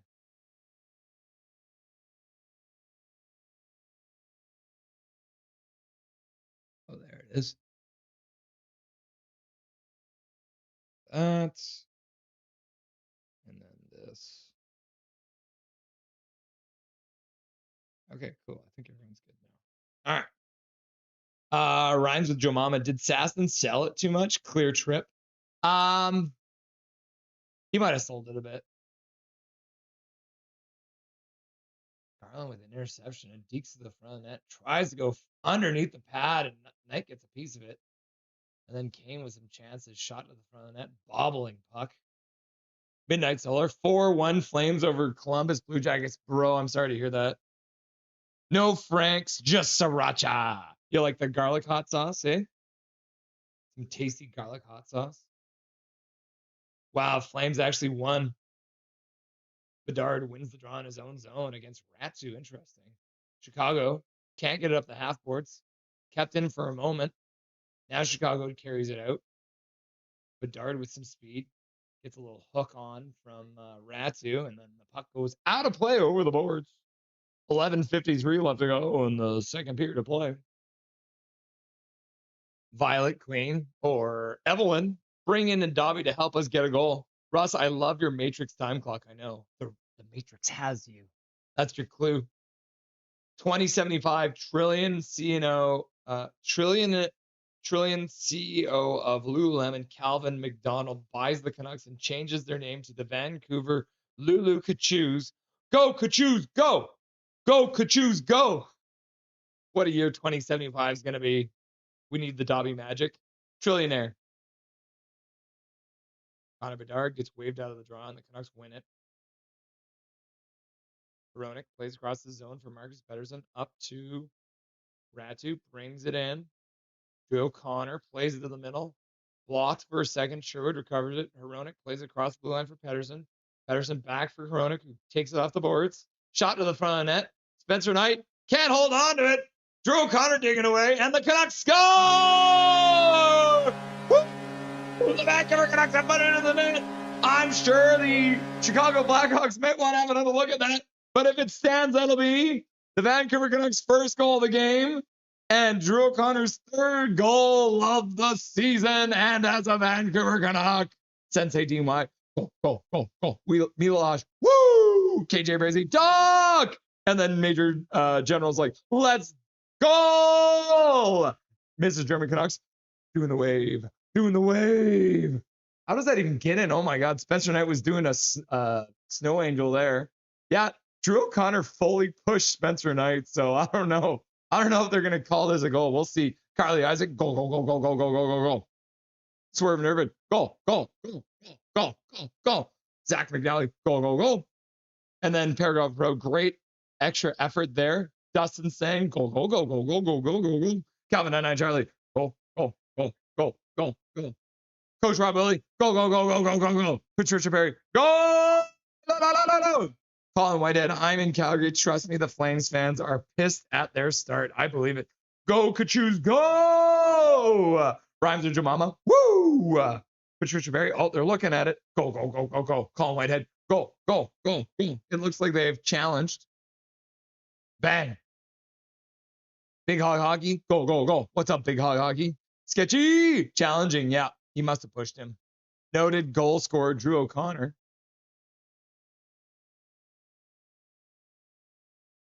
Interesting.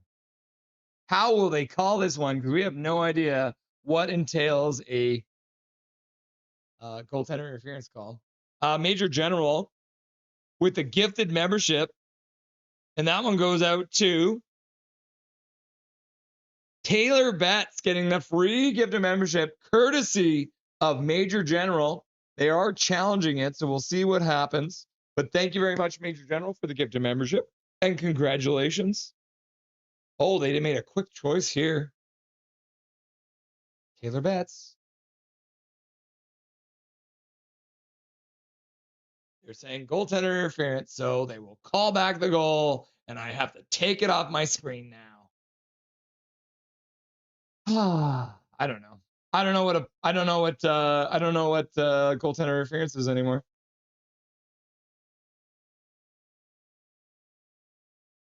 I mean, he did shove him. He shoved him right in the chest.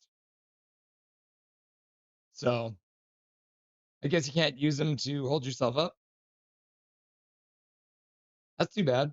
The goalie. Boo!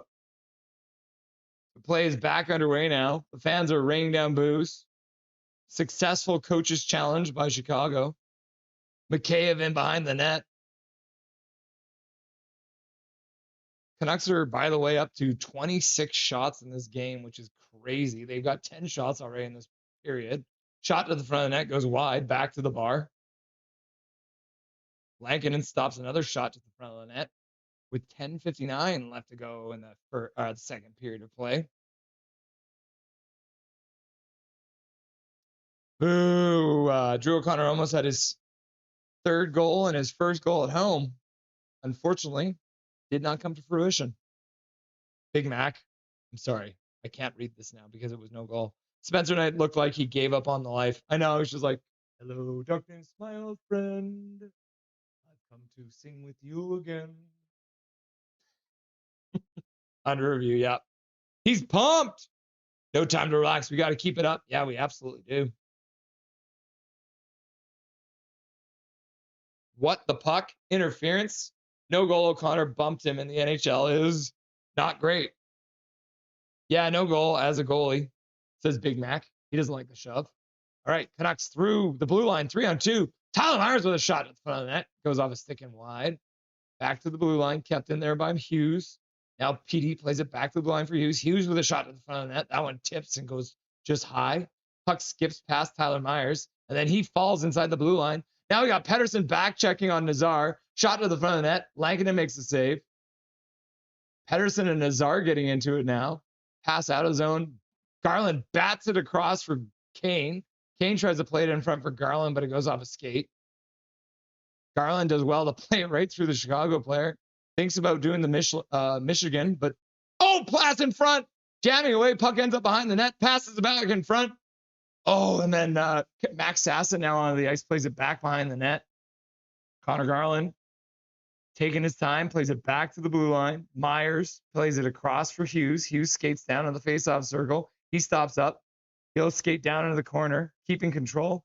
Getting hacked by Tyler Bertuzzi. Shot to the front net by Tyler Myers. Goes wide. Quinn Hughes now down in the corner. Thank God somebody's covering for Hughes, who's playing as a forward on this shift. And the puck goes all the way down the ice. Myers first one onto it. He'll play it up the boards for Hughes. Hughes loses the handle. Puck rolls towards Lankinen, but Hughes will play it up the boards. Just past Baines. Oh no, Sasson. Sasson hits his man down. Shot just past Lankinen. Ends up going off the end board. Chicago plays it back to the blue line. Kaiser down the boards. Skates in behind the net. Looks up. Does nothing. Does a big old Yui and goes back to the blue line. He gives it back to a teammate who does the same thing, skating behind. They'll play it back to the blue line. Kaiser down for the shot to the front of net. That one gets blocked. And then look at that. That is Baines who plays it over for Carlson. And Baines will make sure the puck gets deep. Stops up in the corner. Carlson rings it around the boards. Comes back to the blue line for Marcus Pettersson. He'll play it back down, but that one gets by the Canuck player who was battling with the Chicago player. Chicago will skate out and dump the puck in. Bedard first one onto it. Marcus Pettersson has lined up, so Connor Bedard was like, nah, I'm good. I'll leave that one for you. Intercepted there by Chicago, and they'll play it down behind. Bedard comes out with it on Marcus Pettersson. Looks to the front. Skates up to the blue line. Hard pass, can't be handled. Marcus Pettersson can't get it. Back to the blue line. Shot to the front of the net. Deflects off a skate and wide. Ratu can't take the puck away from his man. Puck up the boards and out. Canucks will desperately try and get a change. Steal. Ratu dishes for Drew O'Connor, but not hard enough. And then Chicago skates it back in. Bedard with a shot. That goes off a stick and in behind the net. Sherwood now tips the puck. He'll skate through center. He'll dump the puck in and move it on the forecheck. Behind the net. Into the corner. In front. Reichel with a shot to the front of the net. Spencer Knight's up to the task. And then Chicago picks it up and they'll flip it down the ice. Drops right on P.O. Joseph. He'll play it up for Vilander. Vilander throws it down. Spencer Knight stops it up behind his net. Major General with a $2 dono. We need a Hattie. Give us a Hattie. I agree. And thank you for the $2 dono, Major General. We appreciate you. Vilander now skates to center and dumps the puck in. Spencer Knight slows it up behind his net, but the Canucks get their signals crossed at the blue line. Theo Joseph passes into Vilander's skates, and then Vilander passes over to Chicago. Chicago now skates in. McCabe going to the front of the net. Shot goes wide and all the way down the ice. Coach is not going to like that one. We have 30 shots halfway through the second period. Isn't that crazy? German Canucks. There's a reason why NHL office in Toronto has, because they make dumb calls. Yep. Besser blocks a pass out. Kane loses his stick, so he'll kick it over for Besser. Besser kicks it up for Hughes. Hughes cuts to the middle. He gets tripped, and that'll be a call. 6:20 left to go in the second period of play, and Tyler Bertuzzi taking down Quinn Hughes because it's the only way he could defend him, and the Canucks will be going back to the power play. Their second power play of the game. Can you believe this stuff? Like, can you believe this? What is this on my screen? 13 shots in the second period now and 16 shots in the first. It's craziness. Back to the bar. Yeah, Toronto is a black hole, isn't it? 45 is a dank rookie number. Is 45 a defensive number or question mark? Or Dennis Bill. Let's go, boys. Damn refs. Dang. Word up, Knuckleheads, because Kenneth Pete. What's up, Kenneth Pete? Nice to see you. I'm going to go get Dobby.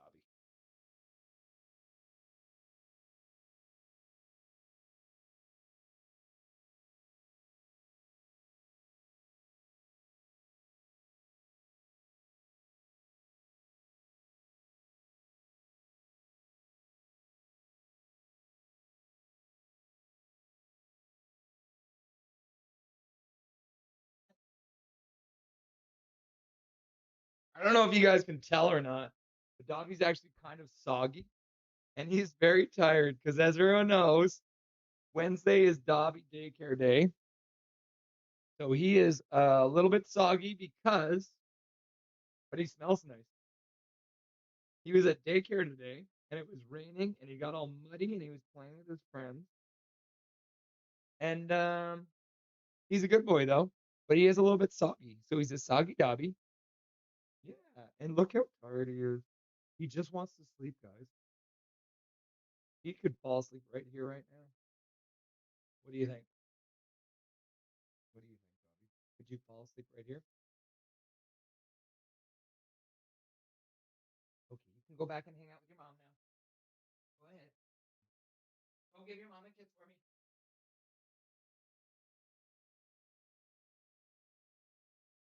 Dobby. A little bit of Dobby action for you guys.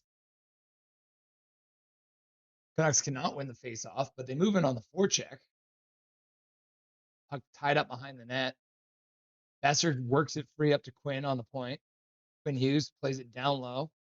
Pedersen picks it up. He'll skate to the face-off circle. He takes a shot. That one goes off the side of the net high. Chicago will pick it up. And McCabe looking for a breakaway. Laugh out loud. And then Lankinen plays it up the boards. Pedersen plays it back for Besser. Besser drops it back for Hughes. Hughes drops it back for Garland. And then Garland has to turn back because he's being harassed by Nazar. Quinn Hughes picks up the puck. Oh, yeah, I've got a damn penalty clock, too, that I don't have going. Oh, my God, I failed you guys. Pedersen down low for Besser. Back to Pedersen on the point. Over for Hughes. Back to Pedersen. They're playing it back and forth here. Shot to the front of the net. And Spencer Knight will hang on to that one. 59 seconds left to go in the power play. Canucks do need to take advantage of this power play. 100%. Yeah, shot to the front of the net. Spencer Knight through a crowd makes the save. Canucks trying to work the puck off the boards. Chicago, though, does good work and plays it all the way down the ice. Lankinen will have to cue it up behind his net.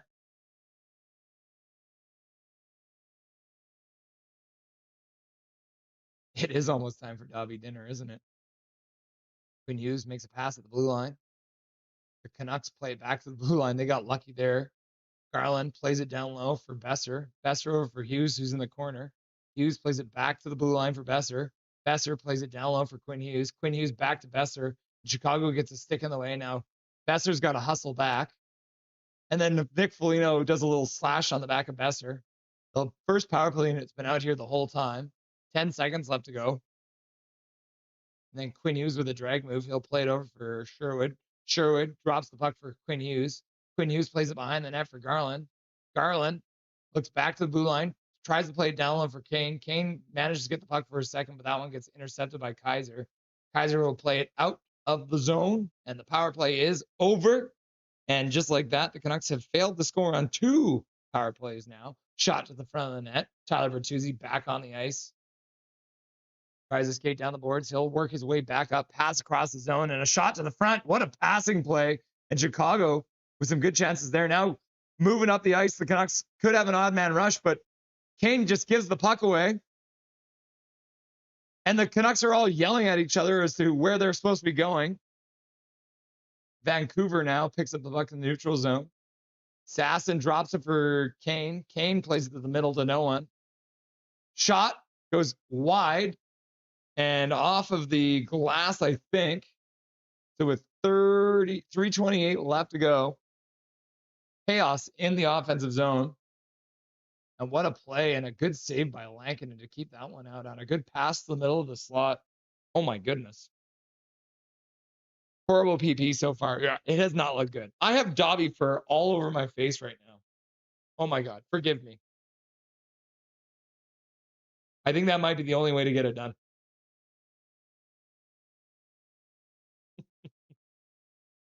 Have a great night and stream. I'll talk to you next time. Nothing is perfect. See you next time, Dark Fear.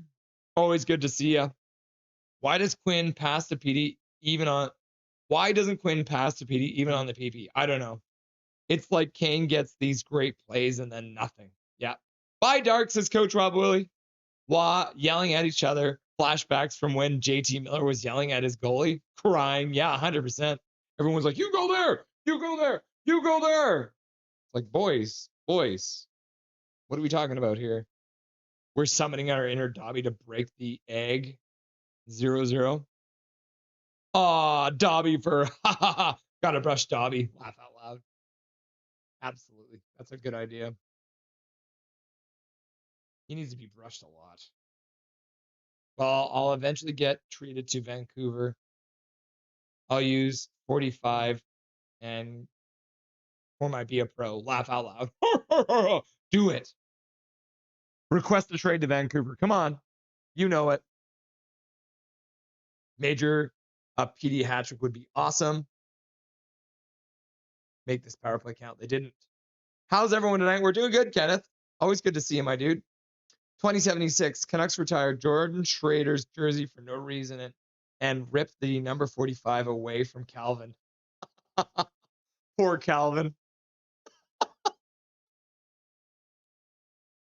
Oh, that's funny. Face off in the Chicago Blackhawks zone. Bedard wins it. Adjusts his helmet. Now Bedard over his own blue line. Stops up. Gets hit. Keeps the puck, though. Tries to chip it past man. He still has it. Bedard dishes the puck. Oh, pass in the middle. Shot at the front. Lankinen makes a glove save, but couldn't hold on to it. And then he'll cover up the rebound.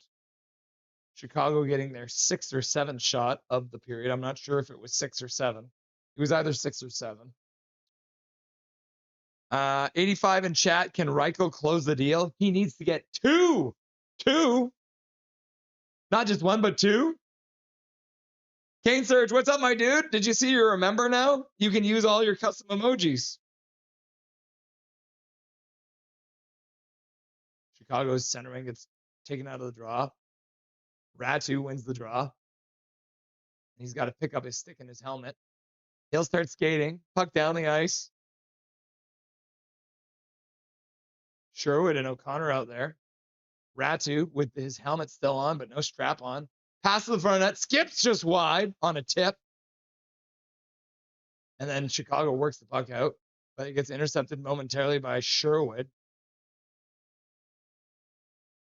Hronek, first one onto it. He'll play behind the net for Marcus. Marcus getting harassed by Bedard. And then Chicago will change. Marcus starts up, pass up the ice. Good pass. Ratu, shoot to the front of the net. And easily saved by Spencer Knight. He'll hang on. Ratu managed to, that's the first time I've been able to see that. Where the player lost his helmet. Oh, and that bounced just wide. Who tipped that in front? I think that was DeBrusque in front. And then Ratu tries to just shoot it, but he ends up shooting Spencer Knight essentially right in the chest. 2:25 left to go. Canucks lose the draw in the offensive zone. So Max Sasson is now the only member of the Vancouver Canucks without a shot. Ooh, shot by Chicago to the front of the net. Bertuzzi picks it up on the blue line, plays it across. Reichel takes the rebound off of Lankinen, plays it up the boards. That gets intercepted by Bertuzzi. He gets the puck back. He plays it back to the blue line. Now down to the boards. Chicago controls. Pass to the front of the net. Lankinen makes a save with 1:54 left to go.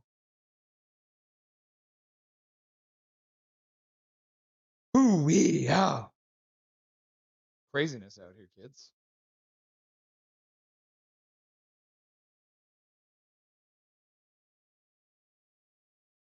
Lankinen making it look easy in net there. You love to see it.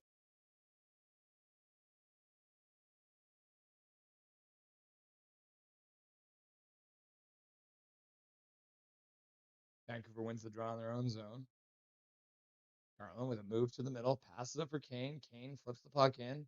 Petey moves in. He has the puck skip over his stick, and Chicago comes out. They lose it now to Vilander, and Vilander gives it right back. So Chicago moves back in. Now Vilander chucks his man and gives it over Kane. Kane plays it down for Vilander. And then P.O. Joseph plays it outside the blue line. Shot in, and so it will be offside because they shot it right at Lankinen from outside the blue line, but there were still Chicago players in there. Do you think Hughes is playing hurt? Seems like he's always hurt. Yeah, I think he might be playing hurt. Me and Russell would get a goal for the Canucks. Just saying, laugh out loud. I believe that. We could do it. So you're telling me you're winning, Ruthless Sharky? Russ's mic is acting funny, or my TV is messed up. My mic is acting funny. That would be what's going on. Canucks take the puck in their own zone. Archie Baines, Tyler Myers.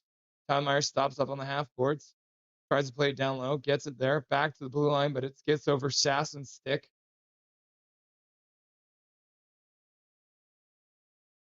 Mohammed. Hello, Russell and everyone. Hope you guys are doing well. We're doing great, buddy. Nice to see you, my dude. Mohammed in the chat. BRB dinner time. Enjoy.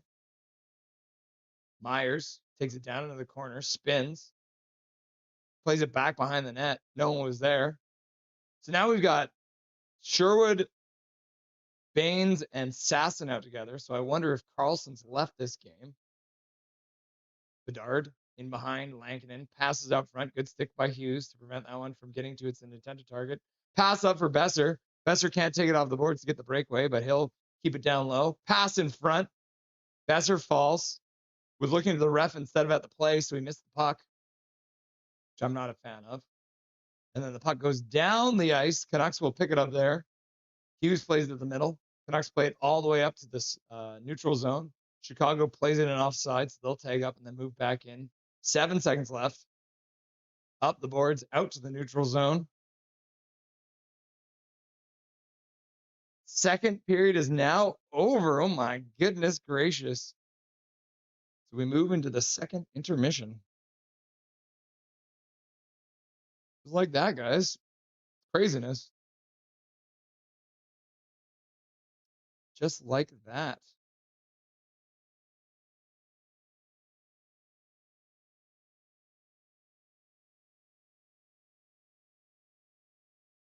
Okay, let's get Mark on the line, shall we? Hopefully this all works.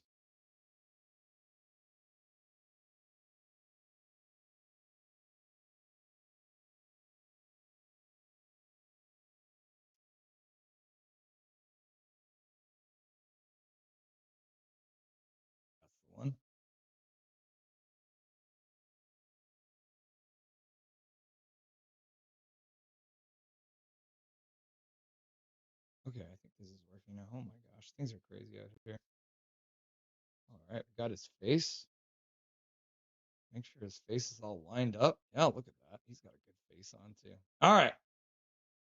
I'm happy to have for the first time here on Nothing is Perfect. And you guys have seen him around. He's in all the chats, and he also has his own post-game show, which we haven't been seeing lately, but we'll ask him about that. And let's welcome to the show Mark from Game Over Vancouver. What's up, my dude? Hey man, how's it going? Good. You can hear me all right? Yeah, yes sir. Yes sir. I can hear you Good, perfectly. good. Yeah, we've been having audio issues tonight, so I'm checking with Yeah, everyone. okay, you know whenever I'm what? on. I think I mean like this might just be my assumption. I feel like your mic might be going to your webcam maybe instead Could of like be. a mic, but you know what? I can hear you loud and clear. It is what it is. That's good. That's good. So very fast moving game. Like, I don't know, like it's only 8:36, and usually we don't see the second intermission until almost 9 o'clock. So not a lot of whistles tonight. Are you a fan of that kind of hockey, or is it just too sloppy for you? Honestly, I this is hockey that I enjoy watching. Like this is the best 0-0 game I've watched so far. The fact that it's just nonstop gameplay,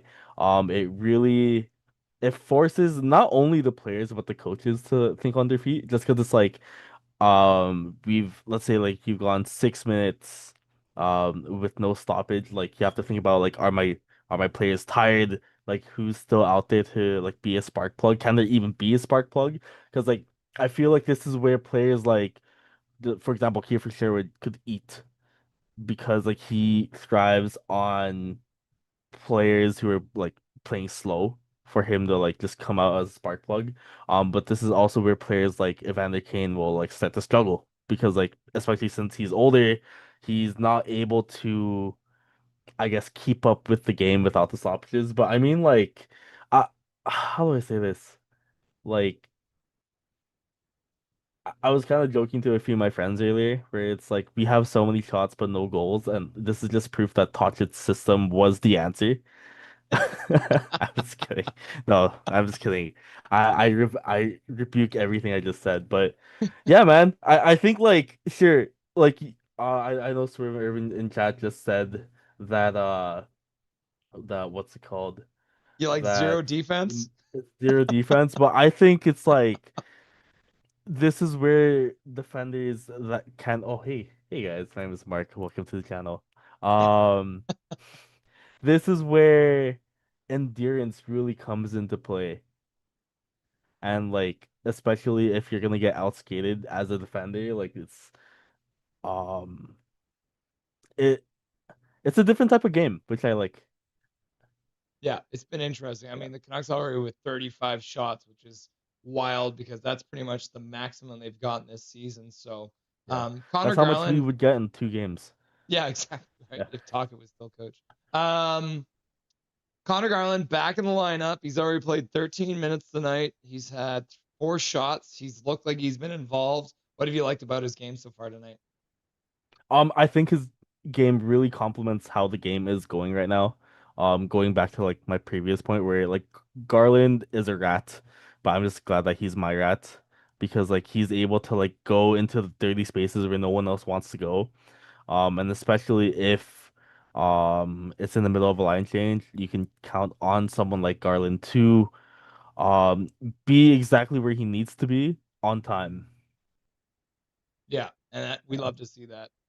Mhm. I forgot I was going to ask you a couple questions to start off because when I bring someone new on, there's a couple questions we do have to ask to make sure we know where your head's at. So, I mean, the first one's pretty obvious. What's your favorite hockey team? My favorite hockey team is the Vancouver Canucks. 100%. Yeah. Who's your favorite player of all time? Who it doesn't have to be a Canuck, but who's your favorite All hockey player time, of Marcus all time? Naslund. Marcus Naslund? Yeah, Naslund for sure. He's the reason why I fell in love with the game. Like that West Coast Express line especially. I idolized that team I mean like I still idolize that team now, but like he was really the spearhead of the team, and what's it called? I like to think that I was named after him because like, I was born in 97, but unfortunately like I was talking to my family. I was like, was I named after Marcus Naslund? And then they were like, no, you were named after another Mark on the team who was on the Canucks at that time. I'm like, I forget I asked that. Never mind. But Oh no. Wait, the other Mark who was on the no, team at the time? no, he was. They were messing with me, and I was like, if that's true, that's I Time to would be start going very by your sad. middle name. Yeah. Hey man. Um, do you have a what's your favorite moment as a Canucks fan? Favorite moment as a Canucks fan would be Burrow slaying the dragon for sure. I think like at that moment, because I used to live on Scott Road. So I remember as soon as the goal happened, like my dad and I like rushed out of the house. We ran down the 72nd and like it was a party. I was like 12 years old at the time, but like I Yeah. never felt so much joy like watching the Canucks because like the Canucks before that, like I that was then the Dan Kluche years. Mhm. So like sure I was a Canucks fan, but at the same time I was a fan. I had to be a fan like Kluche, but then like to see them finally go on in the playoffs and like go far in it as a kid was amazing. Yeah. I'm gonna start doing this. Anytime anyone talks about their favorite memory being Burrow scoring the goal, I'm gonna just show this ticket Oh here. yeah, oh that's I crazy. showed this on Clay's stream last night, but this Nice. is from that game, Yeah. 2011 Game 7 at Rogers Arena. So I Oh was there, man. and I have proof, not like the Yeah. Bury game 34 years ago where the entire city of Vancouver was there. So, did you play hockey at all in any shape or form? I did for a little bit. So going back to that Kluche, I really wanted to be a goalie. And like I still think I have the personality of a goalie.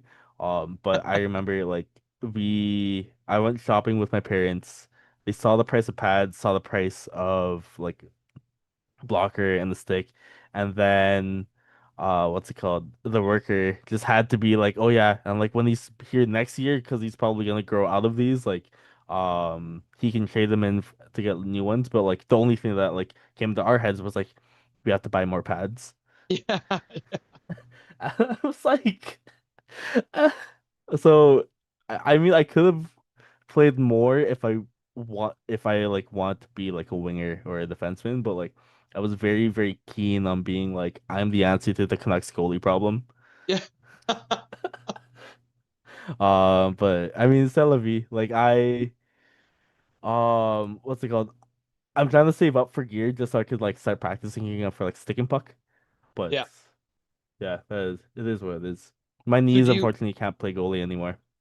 Yeah, I mean, once you get old like me, your knees are shot, so there's no way you're going back to that. Do you have a favorite moment as a hockey player? Not really. I didn't really have too much growing up because like I was in like the bottom of the bottom leagues. I remember all I remember was a dog pile for a puck, but that's about it. It's all a blur after that. Basically. So the last question I'll ask you, which is the initiation questions, is Mhm. there a hated rival player for the Canucks that you always secretly wanted to be a Vancouver Brad Marchand. Canuck? Marchand. Yeah. Brad Marchand. I'm like I want to hate him and I do hate him. Don't get me wrong. But he's someone where it's like if he's on my team, like I will like like the necklaces with a face? I would get that because his face pisses me off so much. I guess it's like I'm saying this as a fan, not as like someone who has a podcast, but like as a fan, like he makes me so mad, but he's so good at hockey. I It was mean, kind of like, yeah, if he's wearing a Canada jersey, we can like him, right? So that'll be your excuse. true, very very true. There's a difference in my opinion for like, what's it called? Players like Marchand, because growing up, like obviously you hate players like Jerome McGinley. I hated Nicholas Lindstrom because they were good. But like if I look at them as like a player and as a person, like, I'm like, yeah, they're good players. I look at Marchand, I'm like, I still hate you, but at the same time, you as a person is so funny. Yeah. But I can't because of the fact that like you made me cry when I was 12. Well, I'll let Yeah. you know 2011, I was crying right there with you, buddy. I was Yeah. like 20 something years old and I was still crying. So I cried in 94. I cried in 2011. I will never forget that. I was a lot drunker in 2011 because I was of age, but I was nevertheless crying. No, very fair. I totally understand. Can you tell me what the NHL is doing with goaltender interference? Because it feels like every game there's some kind of a goaltender interference call, and I honestly have no idea what to expect when the call comes out. Are you seeing the same thing? Oh yeah, like I honestly think like they have a big dartboard and they're like, okay, if it what's it called? If it hits the board itself, it's goaltender interference, but then they swap hands every single time. So like at one point it's like cool, easy, like bullseye. But then like it's kind of like in Ted Lasso where like Ted is using like his offhand to what's it called, throw a dart, but then Yeah. purposely misses. It's kind of like that. Like every sport has its own I guess reffing controversy, go to the interference. As hockey's, you could talk about like NFL celebrations, you could talk about like NBA flopping, but yeah, it's pretty bad. It's gotten so much worse. Yeah, you've been seeing a lot more flopping in the NHL too, especially like we saw Evangelista the other night, just full on faking, getting high stick, getting the call, power play Yeah. goal scored against the Canucks to tie up the game. What is there a solution to that kind of a problem? Like, can they do something to stop the diving? I wish I hate how it came to the NBA to the NHL because I watch other sports as well. The reason why people flop is because it works. Mhm. It's because it works. Like, um, granted, like hockey is a tough sport where like if someone falls, they'll come back up, or like if someone gets like a big hit, like if they're down for real, and like there is always going to be repercussion because like let's say if let's for example Matthew Schaefer, he got hit by Zadorov, and Zadorov immediately got dogpiled by other Islanders players, which side note, best IG story I ever saw. But in the NBA, or at least like, yeah, I'll talk about like soccer or football. If you flop in soccer, half the time it works. Half the time it's a whistle, like it's a foul. Sometimes like you'll even get a red. It wasn't until like VAR when it started to, I guess, like lessen. But like to see it come into the NHL, it kind of hurts in a way because like hockey is known as a tough sport, but to see someone lift a stick and purposely hit themselves in the face, uh, it's not fun. It's not fun to No. watch. So I'm seeing that there's a number 22 jersey behind you, and normally I would assume that would be a Sedin jersey, but I'm going to It's a Naslund. actually say that's a Naslund jersey because that's what he was wearing when he first came to the team, right? Yeah. Do you want to see it? Yeah, bring it up. People are in chat are looking for it. So I'll give him a shout out. So if you guys know like Fan City custom jerseys, I got the jersey itself from Marketplace, and then I got the jersey itself stitched on. I'd say like this is my grail personally because it's. I wish they brought this jersey back because I felt like this would at least somewhat match with the maroon seats that we had. Obviously it does not fit at all with like I guess being a Canuck, other than the fact that it's Canadian, but the color scheme is amazing. Yeah, because correct me if I'm wrong, but I believe it was like, wasn't it like supposed to be like a Valentine's Day thing or something? That's why it was red, or maybe that's just It's me. salmon. Salmon. It's salmon. It's technically salmon, so it's like I guess the salmon what's it called, the salmon run that happens in North Van. That's what it's based out of. But unfortunately, at the time people didn't really like this jersey because they always lost with it. It's kind of like the gradient jersey where it's like looking back, the gradient jersey, it's sick. It's so nice, but they lost all the time with it. Yeah, it's funny because those special jerseys sometimes they just have that kind of effect. It's like maybe the players are just not used to seeing that color, and so they don't know how to pass to each other or something like that. Yeah. Yeah, you know what? That's a good point. It's Yeah. a very good point. Yeah. Mark, it's 0-0 after 2 periods. The Canucks have 35 shots. Chicago has 19. So even though Vancouver's way more, Chicago still has 19 shots. What do you expect from this third period? A Lucas Reichel hat trick. Yeah, I guess like a serious answer. I feel like it's gonna get even messier. Like, um, both teams both teams want to play like fast passing hockey. They want to play with pace. But like if the referees aren't going to call anything, it's going to get even sloppier, which I love.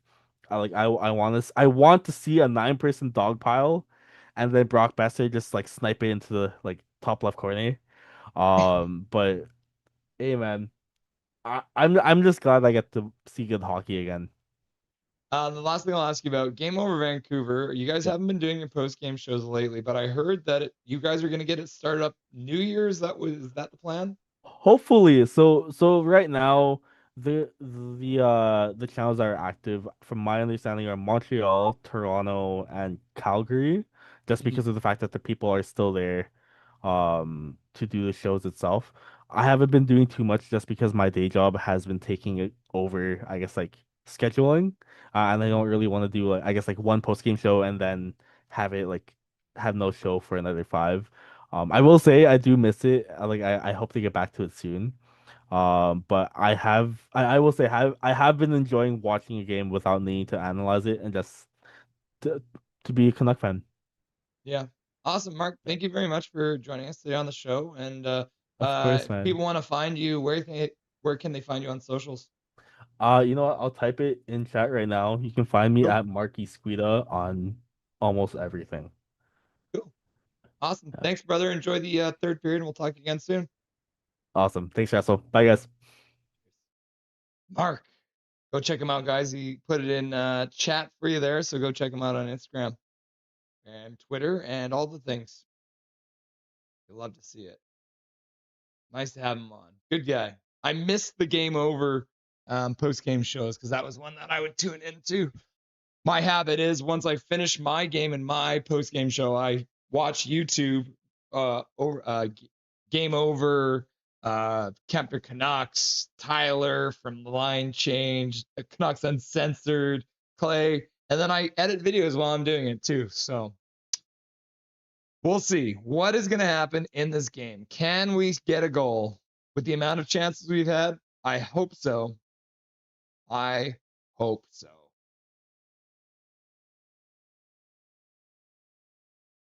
Everyone's back on the ice now. On the bad ice. It looks like bad ice tonight. And we'll get underway here. Bedard beats Petey on the faceoff. They fired the puck into the Canucks zone. Hughes first one onto it. He'll play it off the glass. Knocked down by Bedard. Good hand-eye there. He'll throw it to the slot. That one gets tipped away by Hughes' stick. So Bedard on Hughes' violence right now. Tyler Myers trying to work it up the boards. He gets some help from Pedersen. Then Chicago does take the puck back. Bedard plays it back to the blue line. Shot to the front of the net. Lankinen makes the save. Puck gets chipped away. Canucks flip it down the ice. Connor Garland tries to skate onto it, but gets gloved away by a Chicago player. He'll pick it up in the neutral zone, though, and fire it down the ice. Vancouver changes. Peoples versus Yukon. Is Vancouver Canucks at home? Yes or no? Yes, they are at home, Peoples. Welcome. Nice to see you. Did I miss anyone? You missed Mark. Mark was here. Coach Rob Willie in the house. Go Canucks, go! The swerve interviews. Kessler, Raymond, Jamison, Mahalcha, Edler, Hamhuis, Ehrhoff are healthy in the final. The Canucks. Did I miss anyone? Okay, that's what you missed. Yeah. Yeah, Dark Charge. With Jari out for 3 weeks, Shilovs now has to be the starter for the next game against his favorite rival, the Capitals. Laugh out loud. All right, Canucks moving in. Drew O'Connor down the boards, looks to the front, goes around behind the net, stops up, loses his man. Now he looks back to the blue line, passes it there. Vilander throws it to the front of the net, tips just wide. Picked up by Sherwood, who tries to play back for P.O. Joseph. That one gets tipped away from him, and Chicago will skate out. Don't get me wrong, the Bruins were good. Yeah, they were, but the Canucks were also heavily, heavily injured. And Colin Whitehead, you make good points too. Oh, Lankinen makes a big save too. Oh my gosh. Chicago making some stuff happen. Mikheyev point blank, not scoring. What? Maybe it wasn't Lankinen. Maybe it was just because it was Mikheyev. Blocked in front, pass to the side, deep to the backhand. He loses the handle. And he tried to pull the backhand, but couldn't get it to go. And the Canucks will work it out to the neutral zone after getting hemmed in. Grzelcyk picks it up. He'll start skating over. Oh, no. He'll go back into his own zone as his team changes. Yeah, Calvin, and no call either suspension. Chara pissed me off that series is Calvin 99 Charlie. Woo! The puck goes out of play. 17:25 left to go. Oh, that one dropped right in front too. Holy cow. And a shot off the side of the net by Donato. And then Mikheyev loses the handle in front of the net. What a surprise. Thank goodness he's still doing it in Chicago. Canucks can't win the draw. But they step through and then work the puck around the boards, but then Chicago intercepts and they'll play it into the Canucks zone. Lankinen plays it behind the net for Myers. Myers starts out. He passes across, or tries to pass across for Hughes, but it goes off Sass and skates. And then Bertuzzi plays in the middle. Now it gets past his intended target, Foligno. Kirby Doc plays it back to the blue line. Murphy plays it across. Shot to the front of the net, and it gets tipped in. I think that was Tyler Bertuzzi. Side of the crease, tips it in. 16:54 left to go, and the Canucks still out shooting Chicago 35-21, and Tyler Bertuzzi puts the puck in the net, and the crowd rains down boos on him. Carly's saying it was kicked.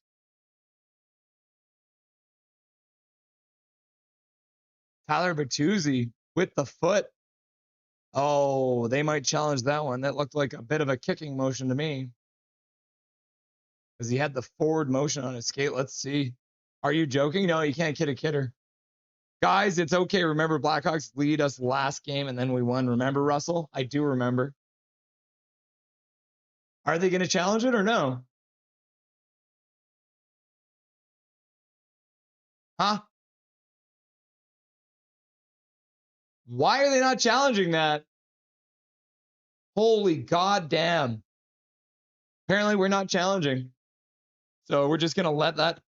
He literally kicked it in the net. We're not even going to challenge it. What is that? The wrong Bertuzzi scored. Yep. Big Bert was better. Boo! That was bad. Cousin Vinny's back. Harf, harf, harf, harf. Let's go, Canucks!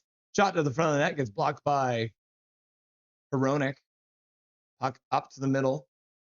Shot to the front of the net. Gloved easily by Lankinen. How do they not challenge that? That's insane. Fatality Blackhawks is like, woo! First comment of the day. Once the team scores. Oh no. Who scored and assisted it? You're wondering for your hockey pool? Pettersson can't win the draw, but his winger steps in and wins it back. Marcus Pettersson plays it up to the blue line for Kane. Kane plays over for Garland. Garland gets over the blue line. He plays the middle for Kane. Petey flies to the net. Shot by Kane. Save. Canucks throw it across the zone, and that's intercepted. Bedard cuts to the middle. Backhander, weak one, goes wide of the net. Canucks trying to get control of the puck, but Chicago gets a shot to the front of the net. Canucks pick up the rebound. They'll start out. Garland gets over the blue line, tries to play over for Kane. Following up is P.O. Joseph. He stops in the corner. He loses the puck. Pettersson jars it free, plays it back to the blue line, but Vilander had vacated the point. No kick. No foot challenges, nothing. Yep. 4-1 Sharks over the Kraken now. Yeah, keep it going. I don't think that was a kick. Back in the day, that would have been. That's the Ian Cole special. The Canucks have iced the puck. Learn the rules. Canucks need to learn the rules. Insane. Oh, dang. PD, can you shoot, please? I agree. He needs to shoot the puck. Well, guys, it's 9 o'clock. You know what that means. It means that little fluffy boy gets his dinner. Come here, Dobberton. You little soggy boy. Oh, yeah, that's so soggy, huh? It is his favorite time of day. Here we go, Dobberton. Canucks controlling their own zone, ringing around the boards. Besser plays in the middle. Reichel can't control it, so he loses the puck just inside the blue line. Tyler Bertuzzi in the corner, causing havoc. Theo Joseph lost his stick for a second. DeBrusque through center, loses the puck right at the blue line, and then will not stop. He'll just do a big old circle instead.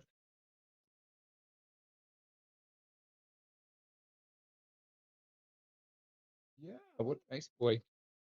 Oh, centers. Just wide. Hughes plays across the blue line. Myers, shot to the front of the net. Oh, and Spencer Knight makes the save. Oh, yes, Dobby. Get all those little nuggets. Because you are yourself a nugget, and you are what you eat. There you go, buddy. Is that pretty good? You want to lick it a bit? Did you drop any? Any in your chest hair? No? Thank you, Dad, for giving me dinner. Whoop, whoop, whoop. What a good boy. We love you, Dobberton. Can I have a smooch? Thank you. Go get some water, you thirsty little boy. Yeah, not too much. We don't need you throwing up everywhere. Canucks shot from the point. Another save by Spencer Knight. Thank you, Boo. I love you. Tyler Myers with another shot saved by Spencer Knight. Let's update this clock so it's accurate. Had a dog in my arms, but it was worth it, right? Russell, you think the Canucks will ever have players from Oshawa on, or do you don't think so? Oashwa? I don't know. What's Oashwa? I don't know what Oashwa. Tyler Myers just took a penalty. He stepped in front of a man and took an interference call. I thought he might take a penalty. Tyler Myers was looking very penalty.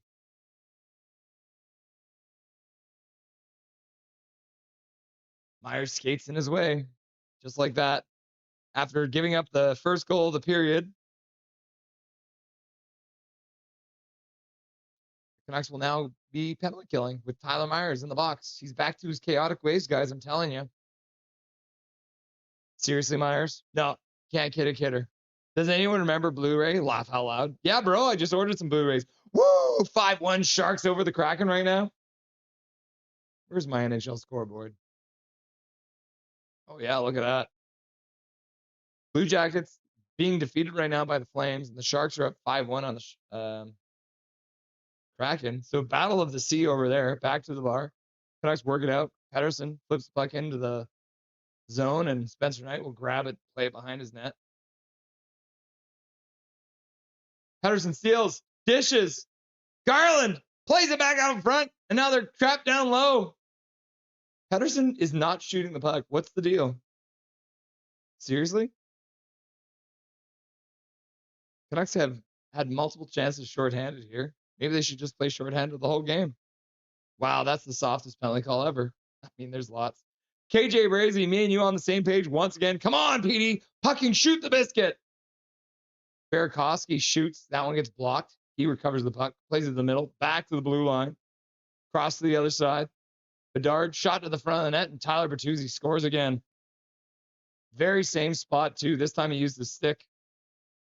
Classic Canucks. And fatality Blackhawks is like, yay! DPD not playing, cousin Vinny. Why? He's tired. He needed a break. He's been not as good lately. So they gave him a rest. His young body needed a rest. Boo, says Sensei DY. Sorry, I meant to say Oshawa, Russell. Nothing is perfect. Oshawa. Right through Hronik's legs. And Marcus Pettersson couldn't handle Bertuzzi going to the net. We got Hronik and Marcus Pettersson out there. And Tyler Bertuzzi has his second goal of the game. That piece of shit, Tyler Bertuzzi. And then P.O. Joseph's having a laugh at the ref for some reason. That's weird. Goal. Puck this. I'm ready to turn this off. Good thing I turned the game off. Boo. Pedersen 40 fault. Why is that Pedersen's fault? Last time I checked, that was Marcus Pedersen in front of the net. Back to the blue line. Reichel plays it down low. Canucks moving the puck with authority. Pass across, shot by Reichel. Fans on it. And off the end boards, the goaltender Spencer Knight will hang on to that puck. With 12:52 left to go in the third period, the Canucks are down 2-0 now. Because that's why we can't have nice things. I hate Tyler Bertuzzi so much. 6-1 Sharks over Kraken. It's a blowout. Heck yes. Canucks D, what are you doing, babe? I know, Michael Chow. Like, what were they doing? Pass right through Hronik's legs, and Marcus Pedersen is just like beaten to the net by Bertuzzi. Colin Whitehead. Michael, sorry. Canucks Convo said it's a 3 p.m. today. That's what I brought it up. We can't really complain that they're not taking shots. We have 40 shots. This is true. Yeah, Jake the Pancake, you make a good point. Bertuzzi shouldn't have been open in the crease. Luke Fleischauer's like, go Canucks glow, go Canucks glow, go Canucks glow. Maybe if we get everyone in chat to use the Go Canucks glow emoji, maybe we can help the Canucks. Let's do it. Go Canucks glow, go Canucks glow, go Canucks glow. We need a goal, Vancouver. Yep. Japan 4. How does Kane have 9 shots and EP 40 has 2? I don't know. Because Kane's a puck hog?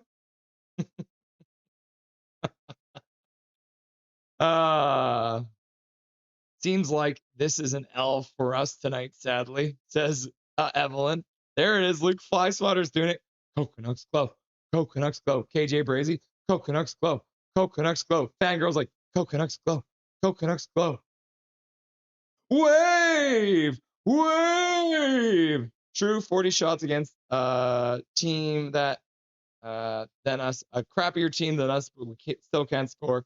Coach Rob Lee's like, go Canucks glow. Go Canucks glow. Colin Whitehead does it too. Go Canucks glow. Go Canucks glow. And Derek Wang is like, wake up, boys! People's first. Go Canucks glow. Go Canucks glow. I love it. All the Coconuts in chat. Patricia Perry. Go Canucks glow. Go Canucks glow. Quinn Hughes loses the puck at the blue line. He'll have to backtrack. Now he's being checked by 2 Blackhawks, and the Canucks defense give the puck back to the Blackhawks in our zone. Mikheyev comes out front, loses the puck. Now Hughes can't take the puck, and Chicago scores again. That's Mikheyev. God damn it. Canucks logic.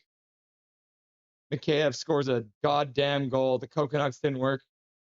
The Coconuts didn't work. What is Hughes doing? Why is everyone... why do we shit on Petey, and then this is the effort we get from Hughes? This is the effort we get from Hughes. Like, congratulations, Hughes. You're terrible at defense. Besser's in front. Reichel's there. Myers is there. And Mikheyev scores a goal! We can poop all over DPD if we want, but guess what? This whole team is ass. Yeah, we tried. We did try. That is true. That's all we can do. Vancouver does not suck. Lanks is selling the game. Xavier, the Lankin is not to be blamed. The Canucks had controlled the puck and they gave it right back to the Blackhawks. The Canucks are in absolute disarray. Garland shoots and Spencer McKnight makes a save with 11:51 left to go in the third period. Still time, but now they're down by 3, so here we go. Seriously, I'm just going to listen. Not this again, Russell. This city and the people that live there. That wasn't me. That was my fiance. I come back to the kitchen and hear my name. That's funny. Cousin Vinny. Har, har, har. The Canucks suck. Notice how Quinn comes back and we lose again. Laugh out loud. Is Quinn Hughes the problem? This team is trailer park trash. I can agree with that. Quinn Hughes. Puck comes out of the zone. They wrist it back in. Garland misses it. Chicago works it out. Teravainen works it in. Bertuzzi across. Hughes starts out, dishes for Kane. Kane dishes for Garland. He gets checked immediately, and the puck goes out of play at the penalty box. Shim Zhao. What? No! I know, Shim Zhao. It's not going good. It's not going good. Former Canuck, go. Yep, there it is. Okay, I'm done, says Patricia. And Fatality is just like, yay! Yeah, Leah Herring, cool. Rhymes with Joe Mama. Whoops. Sasson out for a face-off, so they got the Calder line back together. Canucks win it back. P.O. Joseph steps up, slaps the puck in. Spencer Knight stops it up behind his net. Now he'll ring it around the boards. Vilander steps down, plays it down low. Sasson moves in. He takes the puck away from his man, tries to play it out front. Spencer Knight pokes away at it. Now P.O. Joseph comes down. Sasson picks it up. He plays it back to the blue line. Vilander throws it to the front of the net. Spencer Knight makes a save. And then Carlson gets ragdolled in front of the net. He's still being held onto by some piece of garbage. And they're having a little hug now.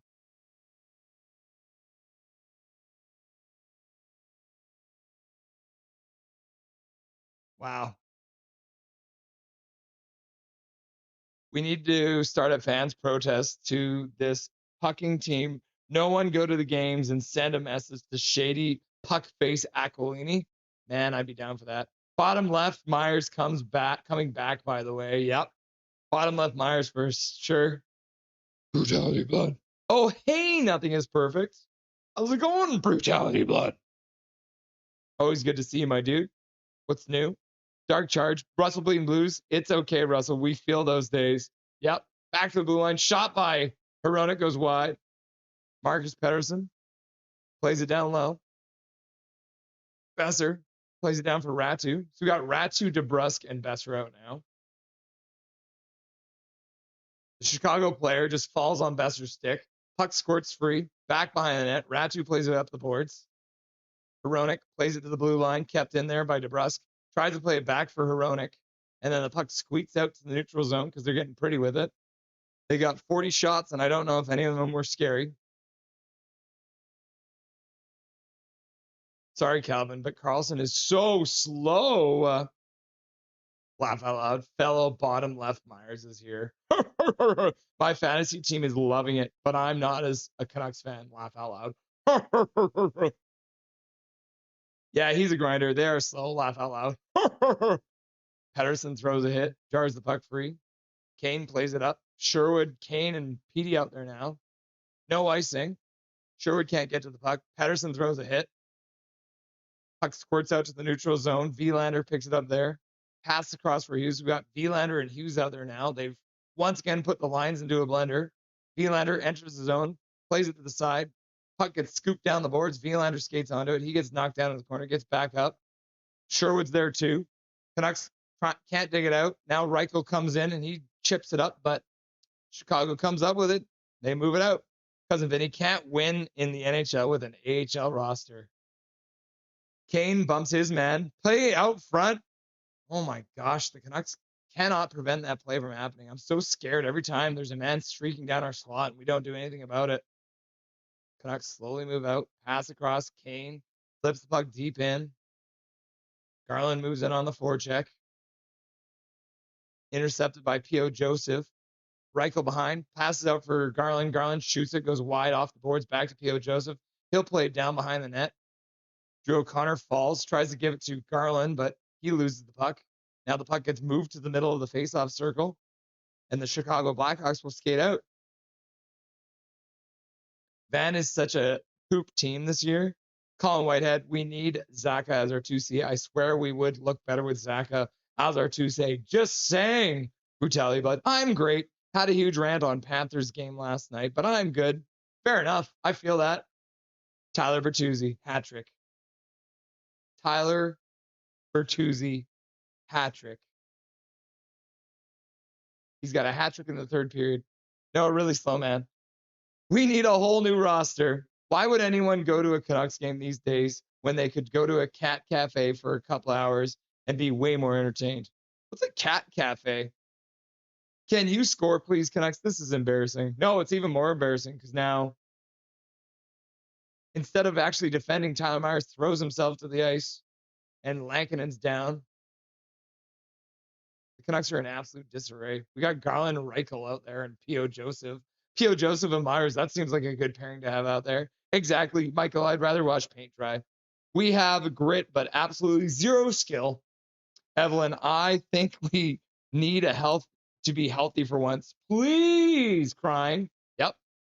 Patricia Perry, we don't like being home from what I see. Yeah, no, we want to be below 500 again. Huggy is sleeping. Jesus Cristo, says KJ Brazy.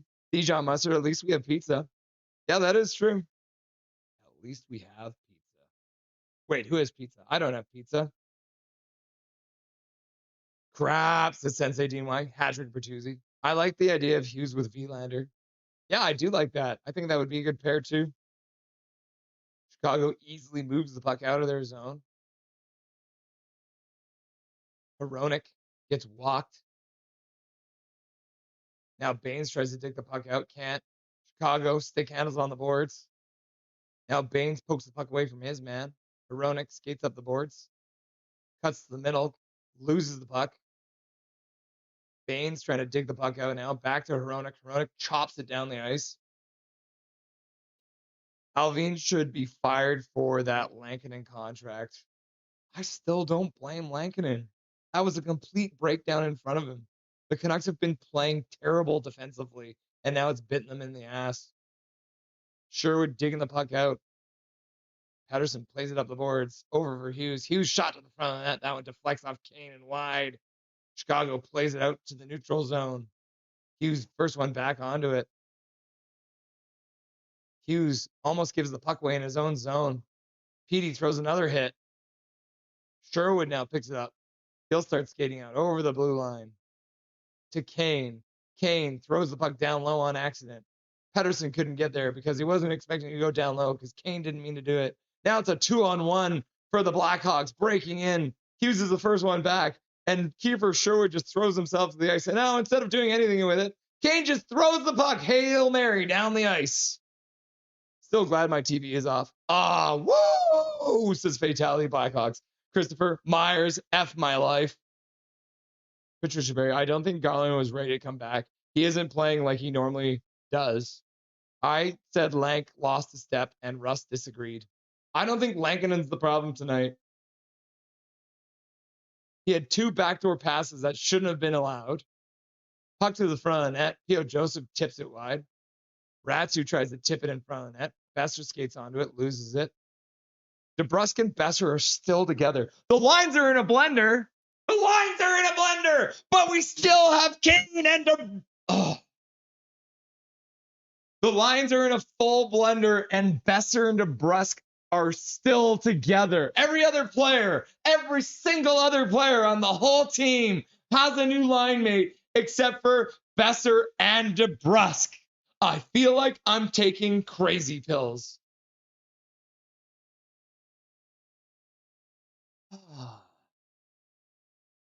Chicago passes the slot, intercepted by Reichel. Reichel tips it up for Garland. Garland over the blue line. Pass across for O'Connor. O'Connor drag move, shoots it to the front of the net, deflected away. He picks it back up. He plays it down for Garland. Garland with a Draisaitl-like shot from the goal line, and Spencer Knight makes the save, and the puck ends up behind the net. Chicago will play it out to the neutral zone. Puck goes down the ice into the Canucks zone. Coaching lost this game. I agree, Benderman. Dear Adam Foote, favor Joseph over DPD? Yeah, he did tonight. He definitely did tonight. Boo, says People's First. Wonder how empty that stadium is now. I can't even. This is why I turned it off. It's just sad. It's just sad.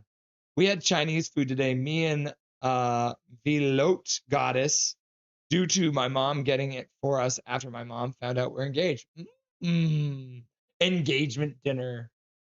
Pass up the ice for Carlson, but it's behind him, and it goes all the way down the ice. Grzelcyk skates out. Passes out.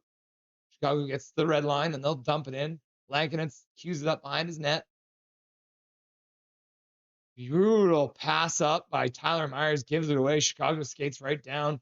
Tyler Bertuzzi looking for his fourth now.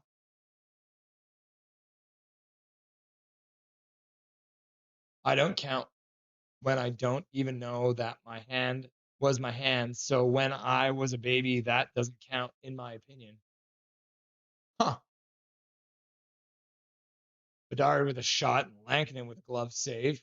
3:45 left to go in this train wreck of a game. Segmina, no coach can fix this. The core is broken. Segmina, I'd like to believe you, but I just think Adam Foote might be a moron. Petey did something to piss the team off. Laugh out loud. But Pavel Bure back on the ice. He will score. Yeah, let's do it.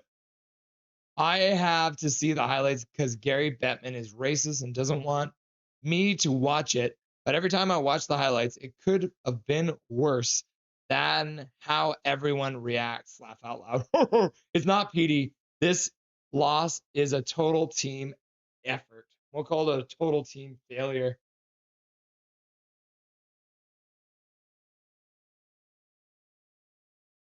Bejesus, I'm going to drink a beer while showering and cry for Baines. Yep. Bejesus is back and he's ready for a shower beer.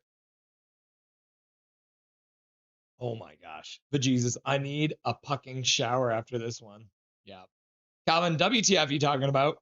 Canucks need, please just get one goal. Somebody, anybody. And KJ Brazy's just laughing. Petey got Miller traded. I think Miller got himself traded. Big Mac says, congratulations, Russell. What's congratulations for, my dude? Michael, everyone loves to blame Petey for every loss. Don't you know? No, I know that, but the facts, they are totally ignoring him. What did he do to piss everyone off? I don't know. Was replying to Xavier about being a fan from birth. Laugh out loud. Jake's takes hockey. It's crazy how quickly this team gets down on themselves. One play there, and the Canucks were just watching, waiting for them to score. Evelyn says, to be honest, he isn't a good fit for coaching our team. We shouldn't have promoted Foote. Deadly Flames in the house. How's your team doing? Did they end up winning? Yep. I'm sorry, Midnight Solar. You ended up losing to Deadly Flames tonight, 5-1. Cousin Vinny, har, har, har, this team is a joke. Canucks flip the puck out to the neutral zone. Burkowski brings it in, loses it.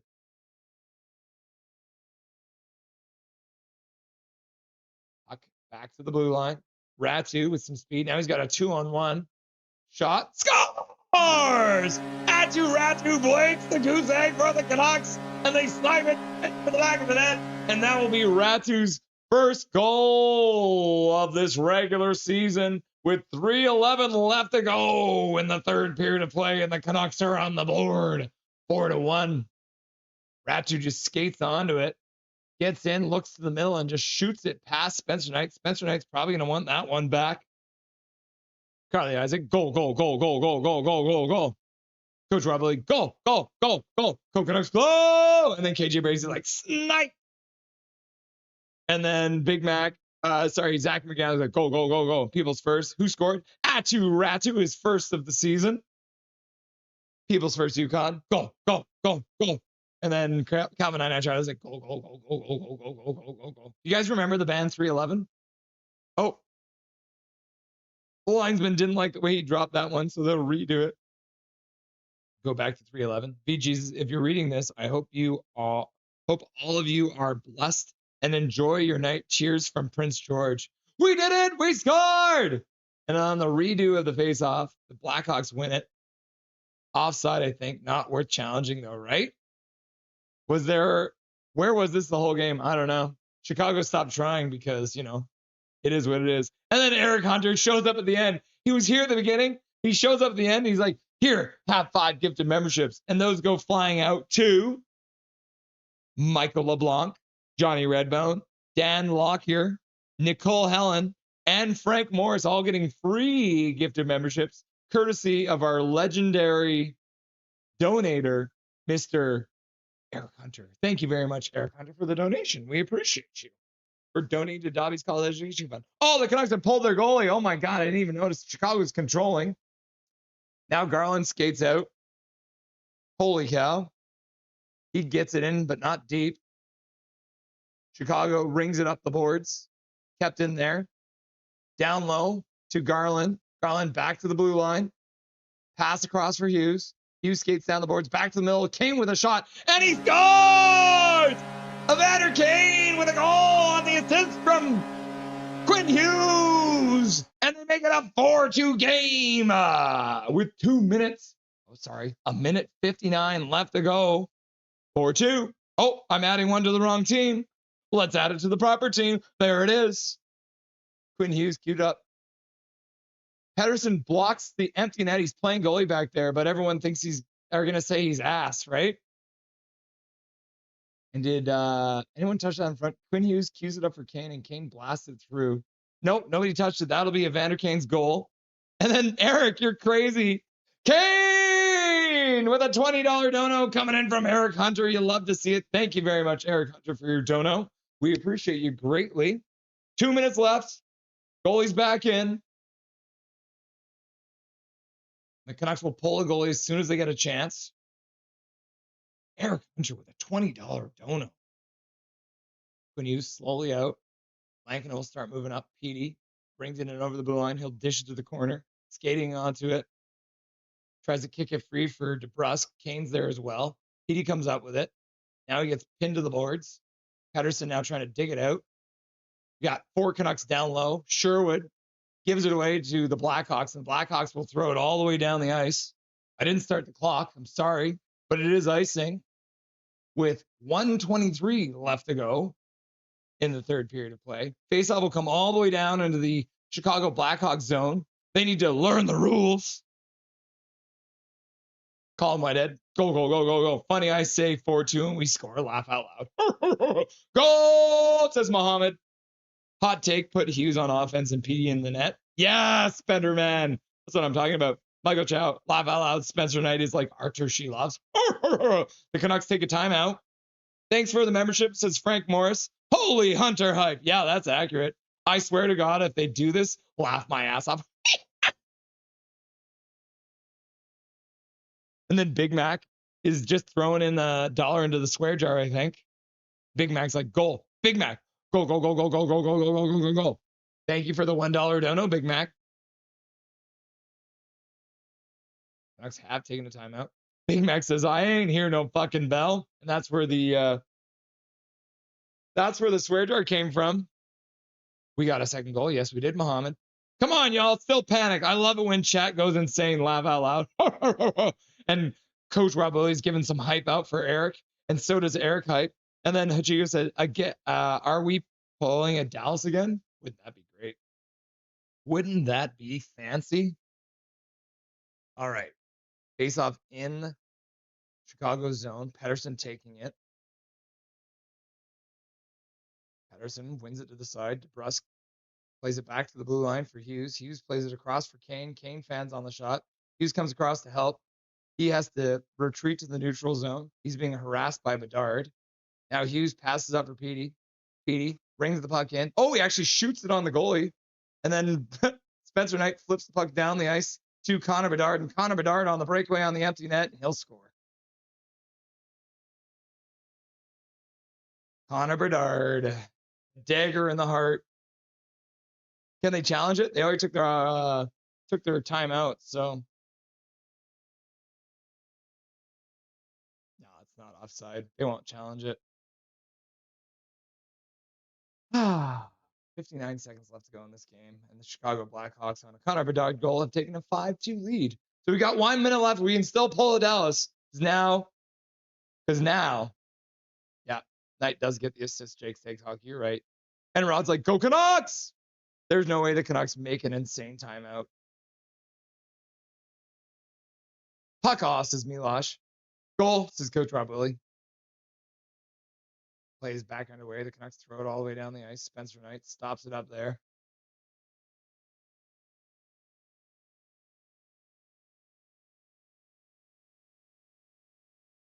Villander back on the ice for the first time in a year. Now he plays it up the boards into the middle. P.O. Joseph fumbles the puck back down behind for Tom Villander. Assassin with some speed through the neutral zone. Tries to pass it up the boards, but ends up putting it right into the Chicago bench. 27 seconds left to go. 27.6, so we'll call it 28. Boo, Dard. Yeah, boo. Rod, doesn't still legit Canucks team is a playoff team this year. If the Canucks got rocked, does anyone still legit think the Canucks is a playoff team this year? I still think the Canucks are a playoff team. They need to get healthy, though.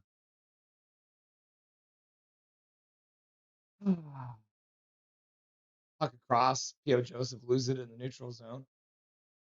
Chicago will bat it down the ice into the Canucks zone. Duolingo's here. We aren't making the playoffs again, are we? Oh my God, the shots on goal. Yeah, the Canucks have 45 shots.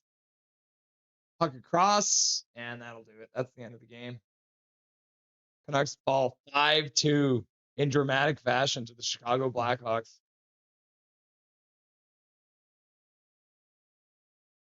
Fatality Blackhawks. Woo! Seems like Brooklyn was right up, though. It's a loss for us tonight. Japan 4, if you lived in the desert for 55 years. Anti-PDO. Midnight Solo. Russell, I'll be good sport. I'll let you guys win against my Columbus Blue Jackets. Thank you. Yeah. Dijon, you're right. Is it too late to tank for Bedard? Puck Bertuzzi got a Hattie. I know, right? Isn't that weird? I don't even want to make a video on this. Can you imagine having to watch the entire game? Diehard Red Ring shares vodka with Russell. Thank you very much, Diehard. Cheers. Dzień dobry. I think that was Polish, but they like their vodka, right? Oh, we're going to get angry Dustin now, aren't we? Maybe a Dustin rant? You never know.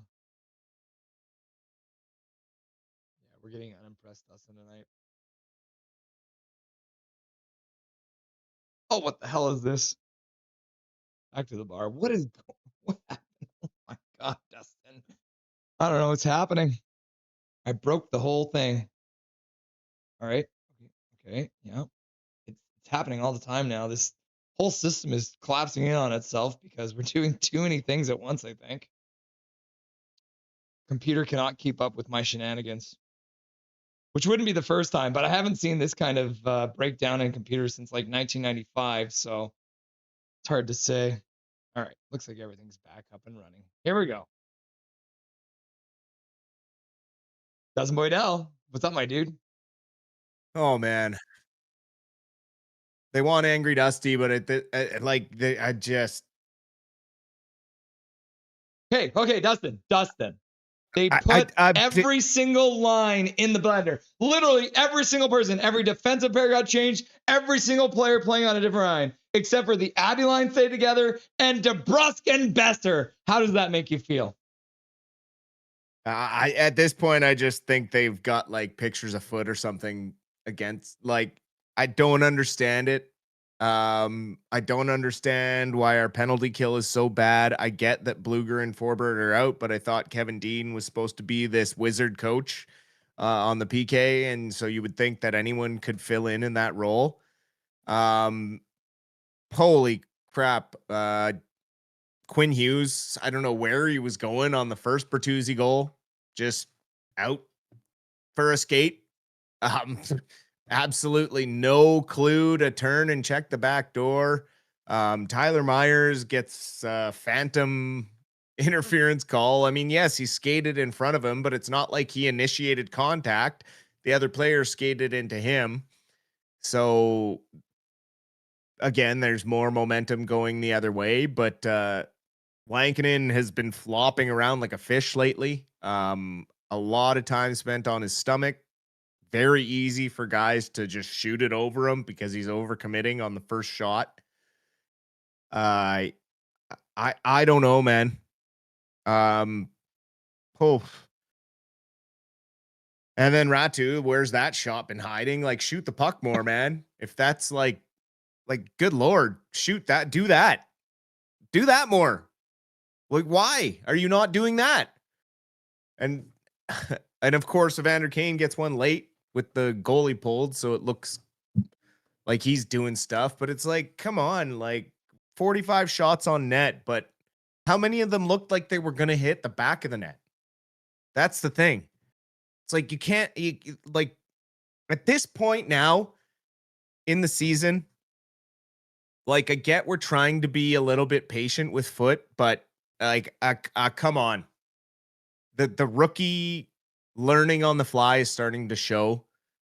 His ability to react to and adapt to other teams isn't effective. And he's getting a lot of luck to kind of overshadow a lot of the mistakes that he's making as a coach. And it is just, I wish I could say I'm pissed off, but I'm just not surprised. Like, I literally talked about a lot of this shit happening before, as soon as he got hired, I was worried. His sample size in Kelowna, like, the year and a half that he was there, they had the 2 worst seasons for scoring goals they've had in ages. Like, that WHL team is known for lighting the lamp, and he coached it out of them. And we see again so much trickle down effect of Talkit. Like, yeah, tonight we got a ton of shots through, but none of them were really dangerous until the last 5 minutes. And I just don't know I don't know how to think of an answer now, because we're at the mercy of this coach that is desperate to get this DeBrusk and Besser combo to work. But like, it's like he, in his brain, he's like, they're the 2 offensive guys, the 2 best scorers. Like, they got the 2 most goals. And it's like, well, don't put them on the same freaking line then. Like, they're not Draisaitl and McDavid. Like, you can't have them overloaded on the same line, because they don't have that kind of talent. Like, they are stars in this league. They can score lots of goals, but they cannot be on the same line together. It just does not work.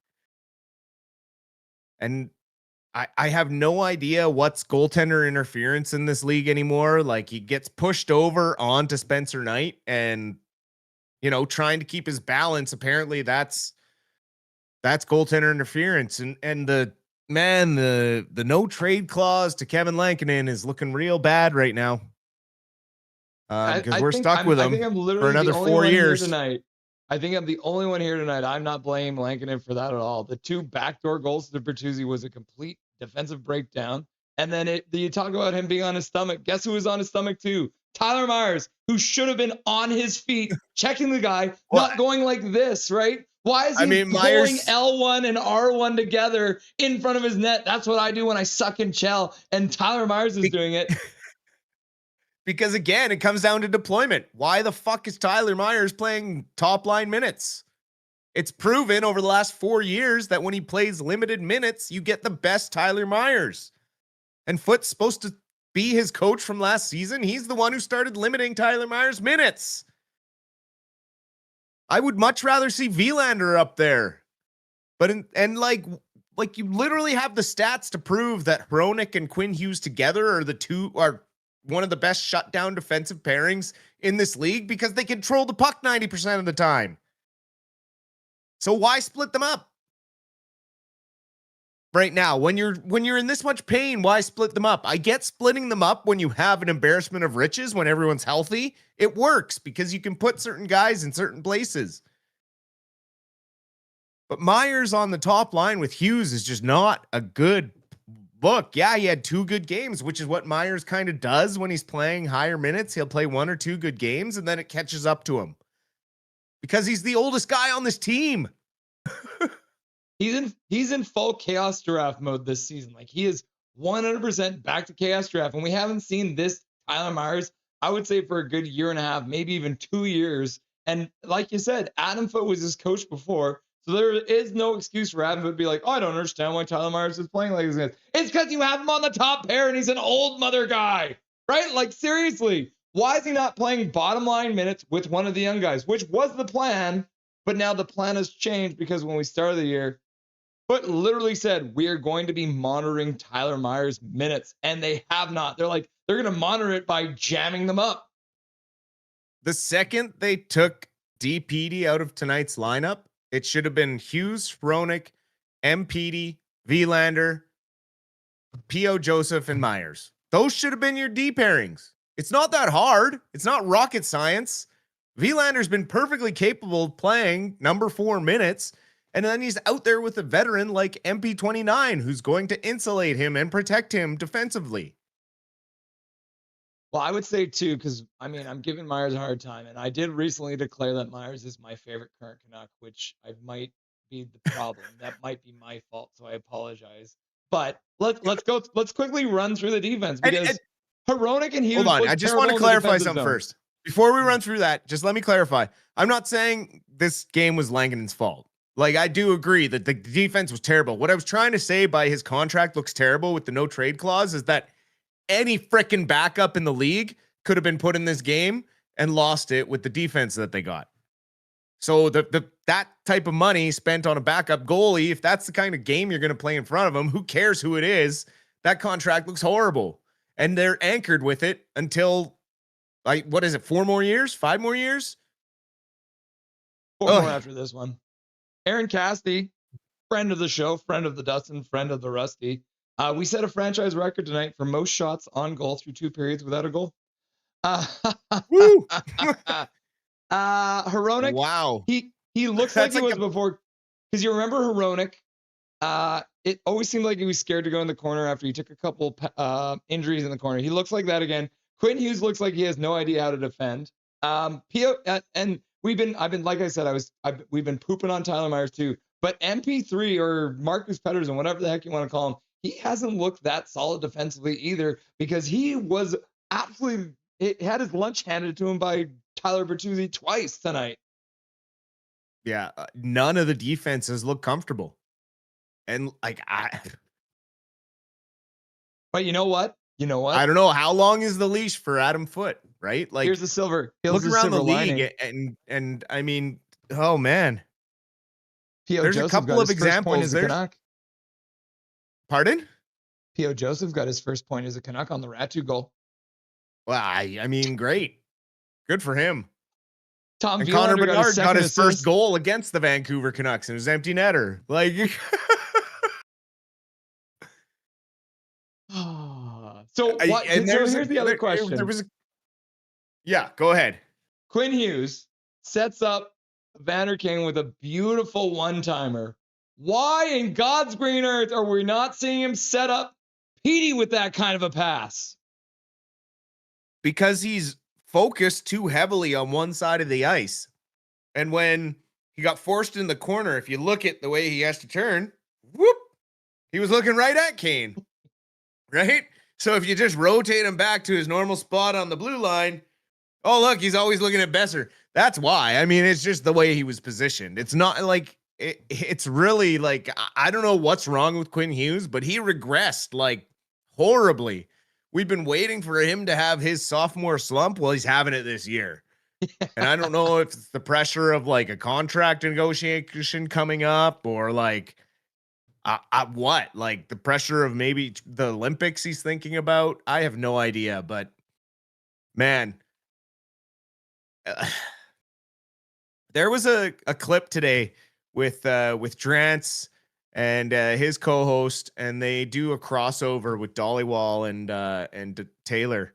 Yeah. And he made some incredible points about how long and patient are we supposed to be with Adam Foote? Like, what's the bar? Mm-hmm. Joe Quenneville thrown the Anaheim Ducks that were absolutely horrible last year, and now they're leading the friggin' Pacific Division, right? Like, coaching matters in this league. And hiring a rookie coach just because your captain likes him? Like, you hired someone on popularity, not on merit. And that's what's starting to piss me off, right? Like, you see it. We're stuck as fans paying for this product, and we're having to watch it basically an AHL process, a coach feeling out his job on the fly, like, and we're getting these horrible line combinations. We're getting awful player deployment because he doesn't know what he's doing. Like, let's just call it what it is. Foot does not know how to coach an NHL team. And that doesn't say, I'm not saying he never will. It's just he's never had to coach at the professional level. And it's unheard of. And I don't understand how the owners approved this. Like, Aquilini is all about making money and not having to rebuild. Well, like, if this continues to be the product on home ice, fans are not going to show up, man. I have a question because I have lots of questions for you, Dustin. Let him fly. I thought EP40, I thought for sure he would have been registered like 5, 6, even 7 hits tonight because he was out there every chance he got. And then you look at the stat sheet and they gave EP40 1 hit. How in God's green earth do you give EP40 1 hit on it after a game like that? I don't know, man. But like, I'm sick and tired of people saying that that guy isn't engaged or doesn't care. You don't see, like, DeBrusk probably hasn't blocked a shot all year. And I guarantee you, if DeBrusk was the player back on that empty net, he's not selling his body out to try and block that shot point blank when it should be a guaranteed goal. Pettersson prevented it at that moment and gave them a chance to actually try and continue the comeback. Like, there's not many other forwards on this team that would do that in that game. A 4-1 game, and he goes down to block a shot like that because Kane hadn't scored the 4-2 goal yet. Like, I just don't know what that kid has to do to prove that he's trying his best to these fans. Oh, I can tell you exactly what's happening right now is Vancouver media has gotten bored of talking about how hurt the Vancouver Canucks is. And so they've just reverted back to their old ways to be like, it's all Petey's fault. Yeah, they're like, oh, he needs some consistency. He needs some offense. He needs some fucking wingers that can score the goals that he's setting up. Yep. Like, he needs some help. Like, he had a Kuzmenko before. Connor Cahill, why in the flying F didn't we go after Peter Laviolette? Yeah, I think that's more like of a dinosaur thing. Peter Laviolette is kind of aged out, and I think honestly Peter Laviolette kind of wants to move on. You know, I'm more frustrated as to why we didn't look further within, right? But again, I am not putting out of my mind that maybe they turn to Manny this season. Because, yeah, Abbotsford's on a losing streak, but, like, what is he working with? Shambles down there. He basically has no prospects. He has no scoring forwards to be heard of. Everyone is up with the big club because of injuries, or they all got promoted at the same time. So now they have no prospects because they're all too young. They're all in junior. Mm-hmm. And then all of a sudden they're all going to move up, and then we're going to have this problem all over again. So, man, I'm starting to become kind of baffled by the whole process. There's no vision. I'm trying to figure out what the vision is. I'm trying to figure out what the team's identity is. They're just this vanilla, boring, like, you never know what you're going to get any given night because there's absolutely no consistency. And man, like, I just think they got to figure out, like, do we want to make the playoffs? Like, do we want to be a winning organization, or are we going for a rebuild? Like, are we going to strip this down and learn with this coach and take the time to, like, learn on the fly with this coach? Like, is that what Quinn Hughes wants? Is this what Quinn Hughes wanted? Are we looking at that right now? Because I doubt it. Because remember like, last year they made him happy, but my God. We used to mock Tocchet because we always talked about how Tocchet and Juleson were like father and son, and that's the only way Juleson stayed on the team. But right now, I feel like we're getting the same thing where Quinn Hughes is a really good player. Obviously, he's still probably the best player that has ever played for this franchise. But if your dad's the coach and you just play however you want, he doesn't play defensively at all right now. He is going up the ice even more than Tyler Myers, and Tyler Myers thinks he's been promoted to right wing because he's watching my stream too much. So, well, that's what I need to see in the post game. Like, the coach needs to start holding his players accountable when they have a poor game. And tonight, Quinn Hughes had a bad game. Period. Yep. Like, this was not a good game by Quinn Hughes. He wasn't making good, smart plays offensively until the pass to Kane. And he was not engaged in his own end. He was letting players get by him. Like, Bedard was burning him and Myers constantly. And so it's like, oh. Tyler Myers and this is where Quinn Hughes, where a -3 and a -2 tonight. Exactly. Exactly. Big Mac saying I was thinking something similar earlier. We can't tank for McKenna. We can't afford to lose the money from the seats. Yeah, I mean, Aquilini can't afford to lose those money for their seats. But thank you very much, Big Mac, for the $5 dono. We appreciate that. But maybe we just become a PWHL franchise. We'll start. They're starting pretty quick here, so maybe Connor Cahill. He did win the President's Trophy with the Rangers, but I mean that was a stacked Rangers team too, right? Absolutely. And Tocchet won the Jack Adams' first year here because the Canucks still had the offensive hangover from Bruce Boudreau. And then he coached it out of them, and then now look where they are. And you look at the Flyers, who have the 32nd most shots per game in the league. They're 32nd. So it's not like Tocchet hockey followed Tocchet. It takes time to get it out of your system. Like, yes, 45 shots on goal is a very good sign, but they need to be better quality, and they need to be from finishers. Like, when Lecker-Maggie comes back, he needs to be put in a position to succeed. But is that going to happen?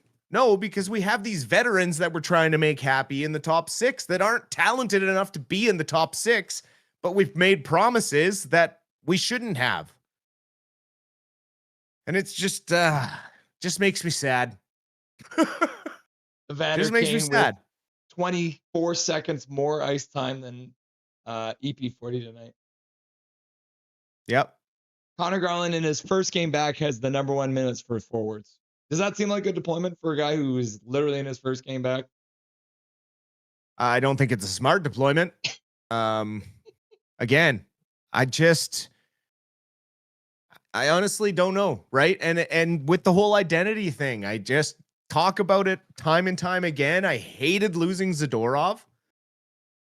I look around the league and I see what he did in Long Island there. Welcome to the league, Matthew Schaefer. I'm Nikita Zadorov, and I take no prisoners. And then, New York Islanders fans flood his DMs with hate messages, and he just goes, come cheer for your team in your building because it was like a library in there tonight. It was so quiet. Hey, he doesn't care. Swerve and Irvin knows the identity of this franchise. He's that type of glue guy that everyone needs.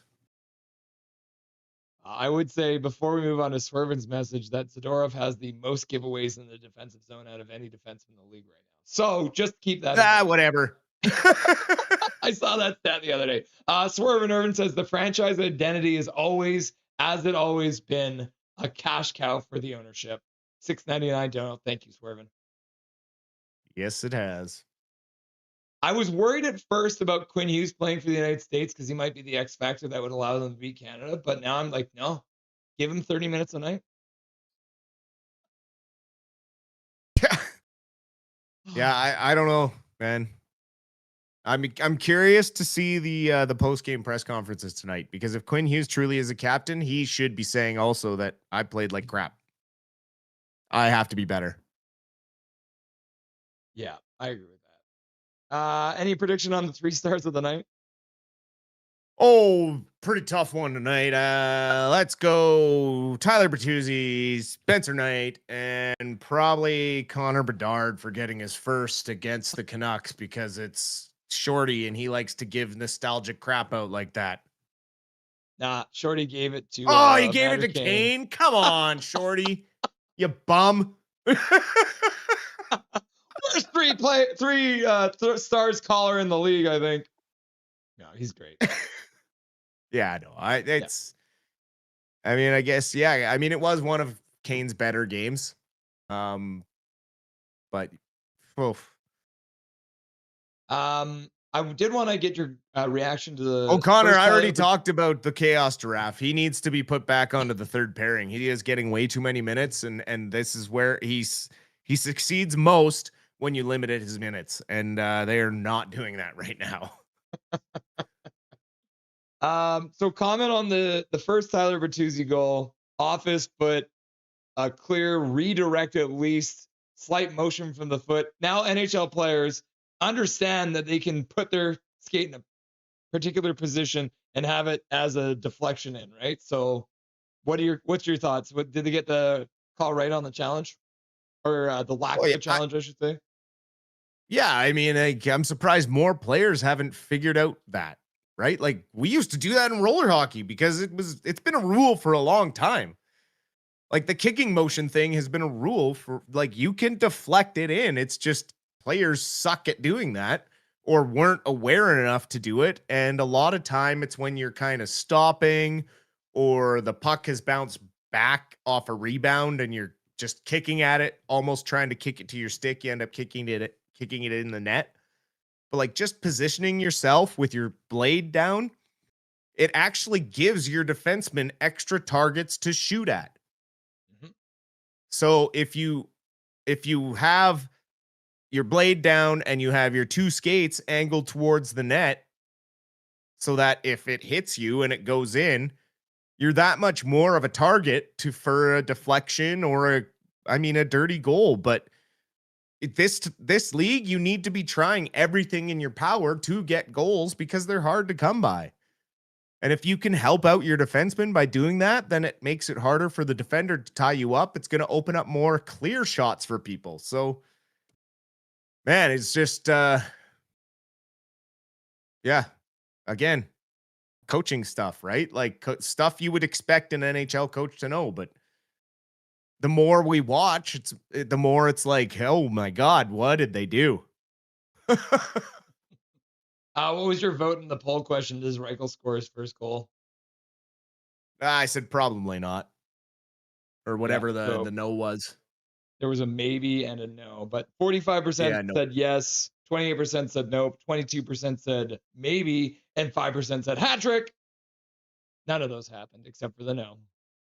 So 28% of you are geniuses. That includes you. It's you, Aaron. It's you. Yeah. Who's your most attractive male friend? What? You think, Aaron? It's the mustache, right? You hate my mustache? That's fine. Well, yeah. I mean, the mustache right now, you're only a half a point behind Aaron. It's usually a tie.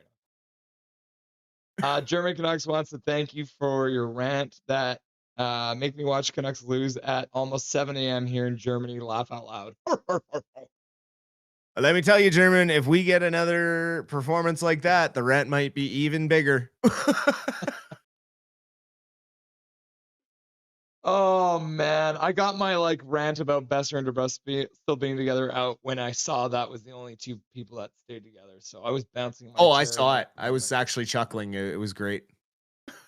I actually saw you starting to go off, and I usually have the volume down quite low on the browser because I'm watching the game. And then when I see you going off like that, I'll just turn it up a little bit. Mohammed says Canucks events didn't take Chicago seriously. Are you feeling the same way? Not necessarily. I mean, they shut them down for 2 periods, and then, they were trying to push so hard for offense. They started cheating out of their own zone and leaving things open, and Chicago took advantage of it. When you are getting goalied like they were through 2 periods, you start to kind of push a little bit more and get a little bit frustrated. And I think that snuck into the Canucks game tonight. And that played into them making mistakes. And, unfortunately it went Chicago's way. And when you're not focused on the right tasks and playing your system, things like this happen. And then again, if you don't have the right chemistry for the right balance in your scoring, you're gonna maybe get shots on net, but they're just not gonna be super dangerous, high quality chances. And tonight I felt like, Chicago just doesn't block a lot of shots, right? Like you see some games where the blocked shots are up around 20 blocked shots for the opposing team, right? So if you look at it tonight, like Chicago only blocked 8 shots on net, right? So if you put 7 more on there, then it's only 38 shots on net. And if you, even if they don't block some and they're just kind of stopping shot attempts, that's probably another 7 to 10. So you're back down in the 30 to 20, 28 to 30 region, right? So it just comes down to a matter of defense. Chicago has very young defense. They have that young Rinzel. They traded Seth Jones last year at the deadline to Florida, and he was pretty much their veteran guy. So really a lot of holes back there, and that's more the situation of why the Canucks got as many shots through as they did tonight. There's just not the same blocking and boxing out. But what they do allow is their goalie to see the shots. And so they're not difficult shots for Spencer Knight to save. And that's where I get cautious with like people talking about, oh, this is great that the Canucks got so many shots on goal. And it's like last game too, with the guys that scored. These are illusions of this team making progress. We're still seeing the same issues creep in, and they're issues that should not be happening this far into the season. They're issues that this coaching staff should have been able to iron out by now. Like bounces and bad luck are going to happen, but there's just things with the top 6 and things with the defense that I'm not liking. And it's just we've gotten pretty lucky up until this point. And now that other teams are starting to figure their game out, it's going to start to show. And man, these next 6 games are against very difficult opponents, and it could be a very tough stretch. And if we don't figure out to play within our system and not panic, it's going to get bad. Dustin, do you remember the last time the Canucks had a 2-day gap between games? I do not. I literally do Monday, not. October 13th, they played the St. Louis Blues, and they didn't play again until Thursday, October the 16th. So that's the 14th and the 15th, 2 days off. And they have not had a single 2-day gap between games since. So we're almost a full month. Almost a full month of playing every other day. So we're looking at like 3.5 weeks of playing every other day. And now they get a 2-day gap before they prepare to face the Columbus Blue Jackets. I'm not even going to ask you what you think is going to happen in that game, because who effing knows? We might get some injury news back, because apparently Lekermacki and Bluger might be going into non-contact jerseys pretty quick here. So the lineup could be different. So who knows? But having said that, 2-day break, and then they got a back-to-back Columbus and Colorado back-to-back on Saturday and Sunday night. So right back into the grinder. Absolutely. It's going to be a tough stretch. Like you said, hopefully we get some injury reinforcements back. Would love to see Höglander on some skates here sometime in the next couple of weeks, because we're right along the timeline of where he's supposed to be kind of expected to be coming back. So that would be wonderful reinforcement as well, especially to give us a little more on the left side, because we seem to have this abundance of right-handed shots right now in our forward core. So it'd be nice to get someone like Höglander back, who's got the energy style of play from the left side, similar to a Garland, because we don't seem to have that player with that skill set on the left side. And I think that's really, I mean, I say it's handcuffing our coaching staff, but I don't know if they'll get the deployment right when he comes back. So who knows? Dustin, is there anything you want to say to chat before I let you go? That was a tough loss tonight, chat. And as always, appreciate the questions and comments and the love for Russ and myself. You guys are awesome. Couldn't do this without you.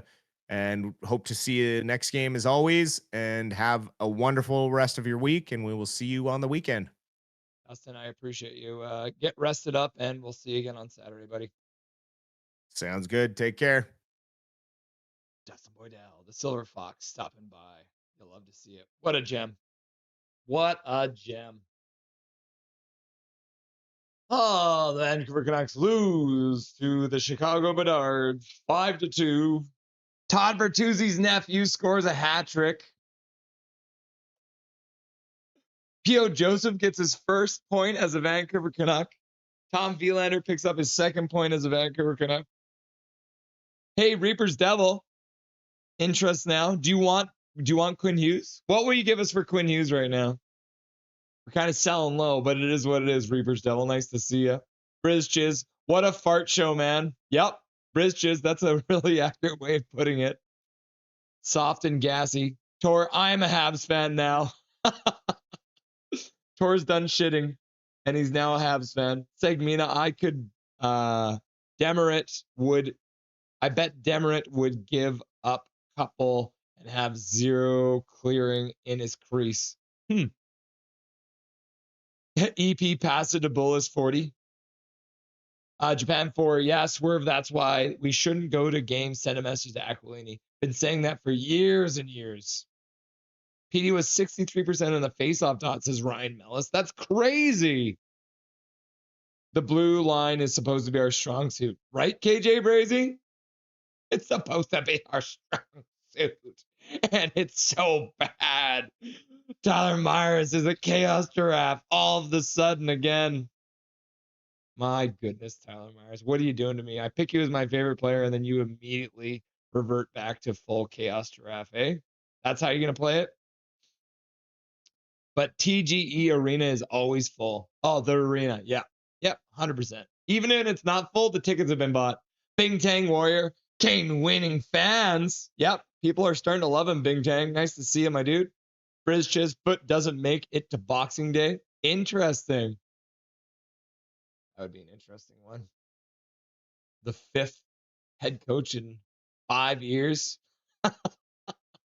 Japan 4, I guarantee the Aquilinis would have to do so.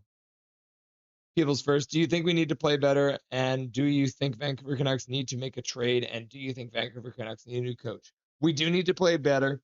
We do need to make a trade, and we do need a new head coach. So yes on all of them. Lanky32, I fell asleep, woke up to 4 goals in the third for Chicago, then a late attempt at a comeback. Yeah, Lanky, you didn't miss much, my dude. Probably better that you fell asleep. Something to fix this team. We need anything to fix this team right now. Segmina, do you see EP talking to anyone? Briz Chiz, why is the atmosphere in Rogers so dull in general? There's a lot of business people in there. It's more of like rather than people going as fans, it's like a status symbol. So the whole lower bowl is just a bunch of rich people sitting in their comfy seats. I taught that in Bantam. Maybe you should go and teach the Canucks this. Briz Chiz, because expectations aren't that high, really. Yep. Briz Chiz, it is one of the worst rinks to watch live. So the rink itself is beautiful, and when the Canucks are winning and it's the playoffs, great. But regular season, it's a library. Bring back Dana Merzen. Oh my God, can you imagine? Bing Tang Warrior, represent! Dusty is the most attractive. All right, well, Evelyn is streaming already, but I'm here. Welcome back, Evelyn's fiance. Dustin's a dime piece. Yep. Well said, Dusty. Laugh out loud, says Jake Stakes Hockey. Connor Hill, Paragon Pro, for the record, mate. I had never seen you rant like that tonight. You know something is seriously wrong when even you are mad. Yep. Cousin Vinny, we need Harold Snaps back on defense. Yeah, DeBrusque with Besser doesn't work. Yeah. My God, you are so right, Ryan Moss. I can't say it enough. I'm screaming it from the rooftops and it's not working. It's okay. I won't yell at Mr. German this time. It's both our faults. You can still yell. You can yell at me if you want, if you need to. Dusty Fusion. German Canucks. Nothing is perfect. Russell would be my coach for the Canucks. I wish I would be a great coach for the Canucks. Mr. German, blink if you need help. Connor Gale, Heroic made a terrible judgment call to glide away from Bertuzzi for their first goal. Yep, that sounds about right. Violet Queen, they seemed like they were flat-footed today. Yeah, Vancouver. I agree. I removed it, but still think it. Laugh out loud. Devil. Cousin Vinny, our defense started looking like Oilers' defense tonight. Ooh, slippy and bad. A lot of the 40 shots were from the outside, which is low percentage shots. Japan 4, you're absolutely right. Win or lose, I am Canucks forever. Me too. That was my old email address. I will always cheer for the Canucks. It is my blessing and my curse. No, Dusty. If you cry when they don't get shots on goal, you'll be glad they got 40 plus, laughing and crying. Van Beauty, need more forecheck and more predict the play. Yeah. Shares drinks with anyone. Yeah. Diehard's got the drinks, everyone. Good hockey IQ improves. Yep. Improvements. Muhammad, I agree. They can have a bad game like this, and I'm still going to love my boys. Yep. Bluger is missing in the face-off circle and on the PK. Correct. Russell Bleeding Blues. Russell's curse forever. Maybe we are cursed forever, Russell. Ducks need to read the ice better. Yep. LFG, enjoy your hot dogs, everyone. I've had 3 so far. She's out here triple fisting. Mrs. German Canucks, laughing and crying. Yes, please, die hard. We need to sign Phil Kessel for the vibes. Can you imagine him just like in the room having a hot dog? Then Van Al Beauty can be his like assistant. They need to read each other and where everyone is going. Yeah, it's called chemistry, and they don't have any because they play with someone different every night. Love you, Dusty, says KJ. Paragrapher Pro. Dusty says, good night, all. Connor Gill, when you make Dusty this upset, you really need to start attending the next confession, ask for forgiveness, and start reciting your holy rosary. Fatality, Blackhawks. Good GG, nothing is perfect. Yeah, good game, my dude. Congratulations on the dub. Connor Hills, damn you! Laugh out loud. Do you want Quinn Hughes? Is crazy, laughing and crying. Hey, look on the bright side. At least the younger Canucks fan got to see Bertuzzi hat trick. It was the wrong Bertuzzi. I'm away to bed as well. Have a fantastic night, everyone. Thanks for being here, Big Mac. Always good to see you, my dude. Have a good night, Mac. Mrs. German, when me and Mr. German get angry, we sometimes yell in Ukrainian because we are half Ukrainian. Fair enough. I don't think I know any Ukrainian. Tom, be nice. Night, Jimothy, Armageddon Death, wild goalie interference, us before. Yeah, isn't that weird, man? How did you guys lose that game? The net wasn't even on. Ruthless Sharky. Night, nothing is perfect. See you next time. Thanks for the stream. Dark Fear, see you next time. Canuck Clay, hey bro, just got home. What was the vibe in the stream like tonight? And do you even ever get cold going sleeveless all the time? It's the only way I can stay cold. Just to show off the guns. Canuck Clay in the chat. Nice to see you, my dude. The vibe was, what the heck is going on? I'm glad we're getting shots, but yeah, it was, this first 2 periods were fine. We were vibing, it was chaos hockey. And then the third period,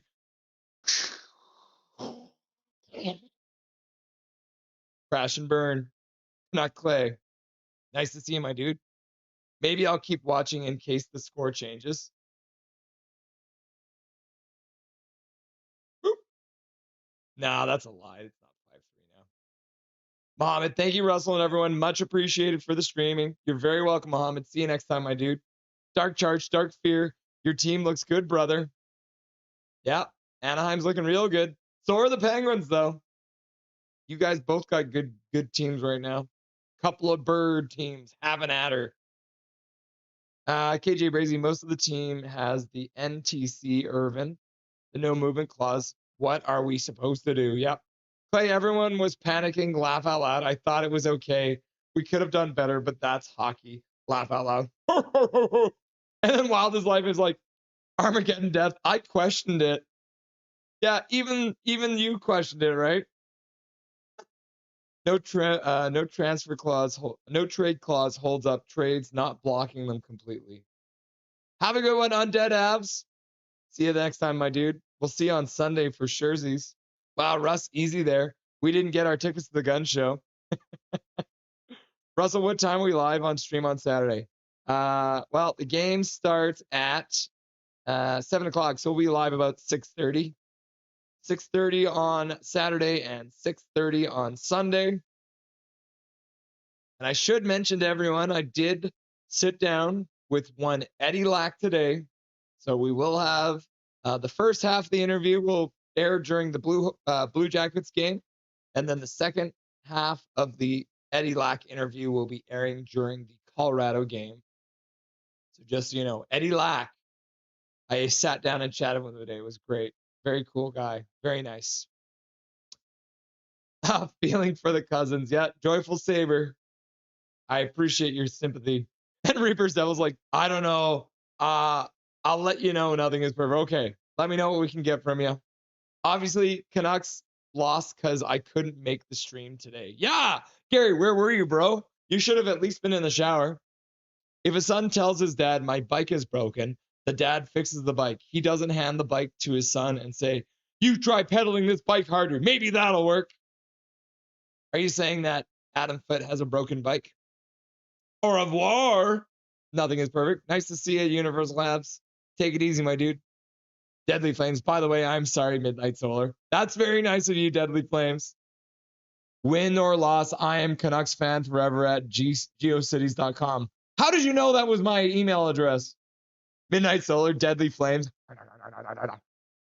Lucas Wright is here. What's up, Lucas? Nice to see you. Hard to honestly call it a bad game. Knight had some stellar saves, and Bertuzzi had a game. Way she goes. Yeah, Lucas, you're probably right about that, as your last name says. Knight was really good tonight. W. Lucas is Calvin 99 Charlie. Emperor King, nothing is perfect. Night, Russell, I was lurking. Just lurking from the shadows. Good night, y'all. I'm going to make sure Evelyn sleeps tonight. She is a brat sometimes, but I still love her. That's good. Take care. Good care of her. Have a good one, says Kane Surge. Capital always says, I'll be watching with the AOK. Happy Sharks won. Yep. Fireborn Knights. Cheers. Night. See you next time, Fireborn. I'm doubly saddened after the Canucks lose. Thinking about Dobby only getting 2 treats. I know, right? GG, Russell. Nothing is perfect. See you next time, Fatality. Have a good night, my dude. Sharks win. Flames win. Now we're being dragged into the bottom spot in the Pacific. Jesus, Mary, and Joseph. Imagine being a full-grown adult and playing Magic the Gathering. I mean, people do. I mean, Jake DeBus plays Pokemon. Darth Jedi, he should be concerned Lightning have been awakened. Darth Jedi, you might be right about that. I thought you were a Flyers fan, though. What happened? Sick of talking already? Why do they play so much early on the weekend, but on the weekdays they play late? And here I am at 1:16. You need to get to bed, Patricia. Footy is a poor mechanic. Yep. Cal McKenzie, is Bedard starting to show how good he's going to become? Ugh. Bedard actually wants to play for the Canucks. Wow. I hope so. Good coach, though. Take care, says Fisherman. Nice to see you, my dude. Dijon Mustard, always a good time. See you next time. Omega Fish later. 40 minutes, and it's time for Siege 10. Hopefully, I don't lose my silver. Okay. When an opposing player gets a hat trick, Dobby gets 0 food. No. He still gets food. Have a good night, Russell and chat. Foot has got to question if he's cut out for this job. Darth Jedi, Lightning, and Flyers both are my teams. Okay, fair enough. Fair enough. That makes sense. Gary Wiseman, of all the team mascots, I think Orca are probably the most comfortable at the bottom of the Pacific Ocean. Maybe that's our problem all along. We need a new team name. Dark Charge is going to do some meditation now. All right. Let's have a look at the donos before we go. Eric Hunter, before the stream even started, 5 gifted membership. Big Mac donating $2 to Evil. Swerve and Irvin, 34 years ago, Buray's debuted today. Yep. Big Mac, this is a shit show. $2 dono. Another $2 dono. Audio is cutting in and out. Fun fact, Crabstuff was the last remaining shred of the Kessler trade. Good riddance. Major General, 1 gifted membership. Major General, we need a Hattie. Well, we got a Hattie. It was just the wrong kind of Hattie. Eric Hunter dropping another 5 gifted memberships, which we appreciate. And then he drops a $20 dono to say, Kane. And then Big Mac drops $1 into the swear jar. Connor Hill, $2. Why the flying F didn't we go after Peter Laviolette? And then Big Mac donates $5 to say, I was thinking of this, saying a similar thing earlier. We can't tank for McKenna. We can't afford to lose money from the seats. And then Connor Hill, $2 dono. He did win the President's Trophy with the Rangers, referring to Laviolette.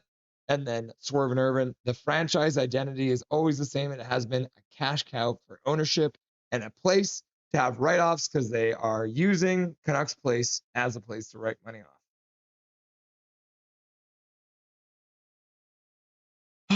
All right. We'll be live again on Saturday and Sunday. We should also mention the Abbotsford Canucks will be playing Friday, Saturday. So we'll have updates on both of these games. We'll update you on the Colorado versus Abbotsford game from Friday. And then we'll also keep you guys up to date on the Saturday game as well.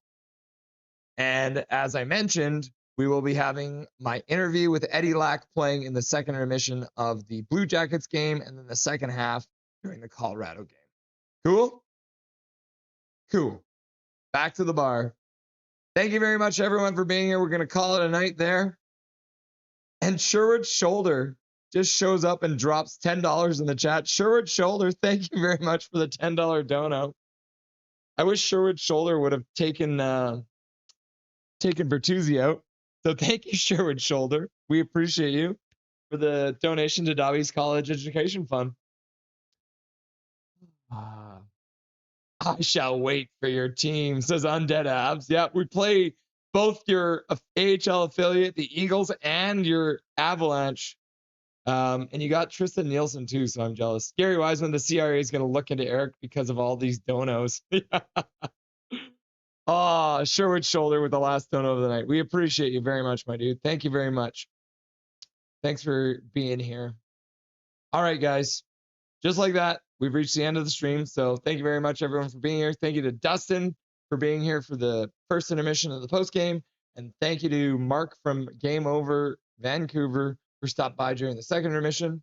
And until Saturday, remember, my name is Russell Holiday. This is Nothing is Perfect. And make sure that you make good choices.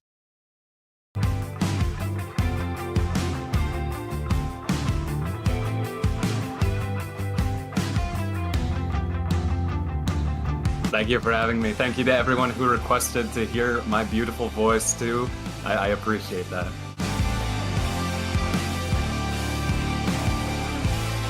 How you doing tonight? Doing good?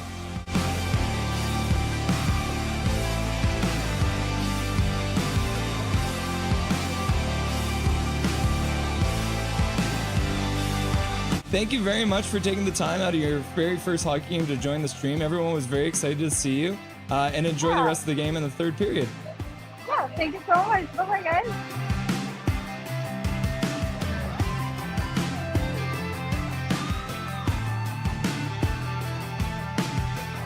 Trevor Beggs joining the show from Locked On Canucks. Thanks for joining me today, brother. My pleasure, Russell. How you doing today, buddy? I'm doing really good. I'm doing really good.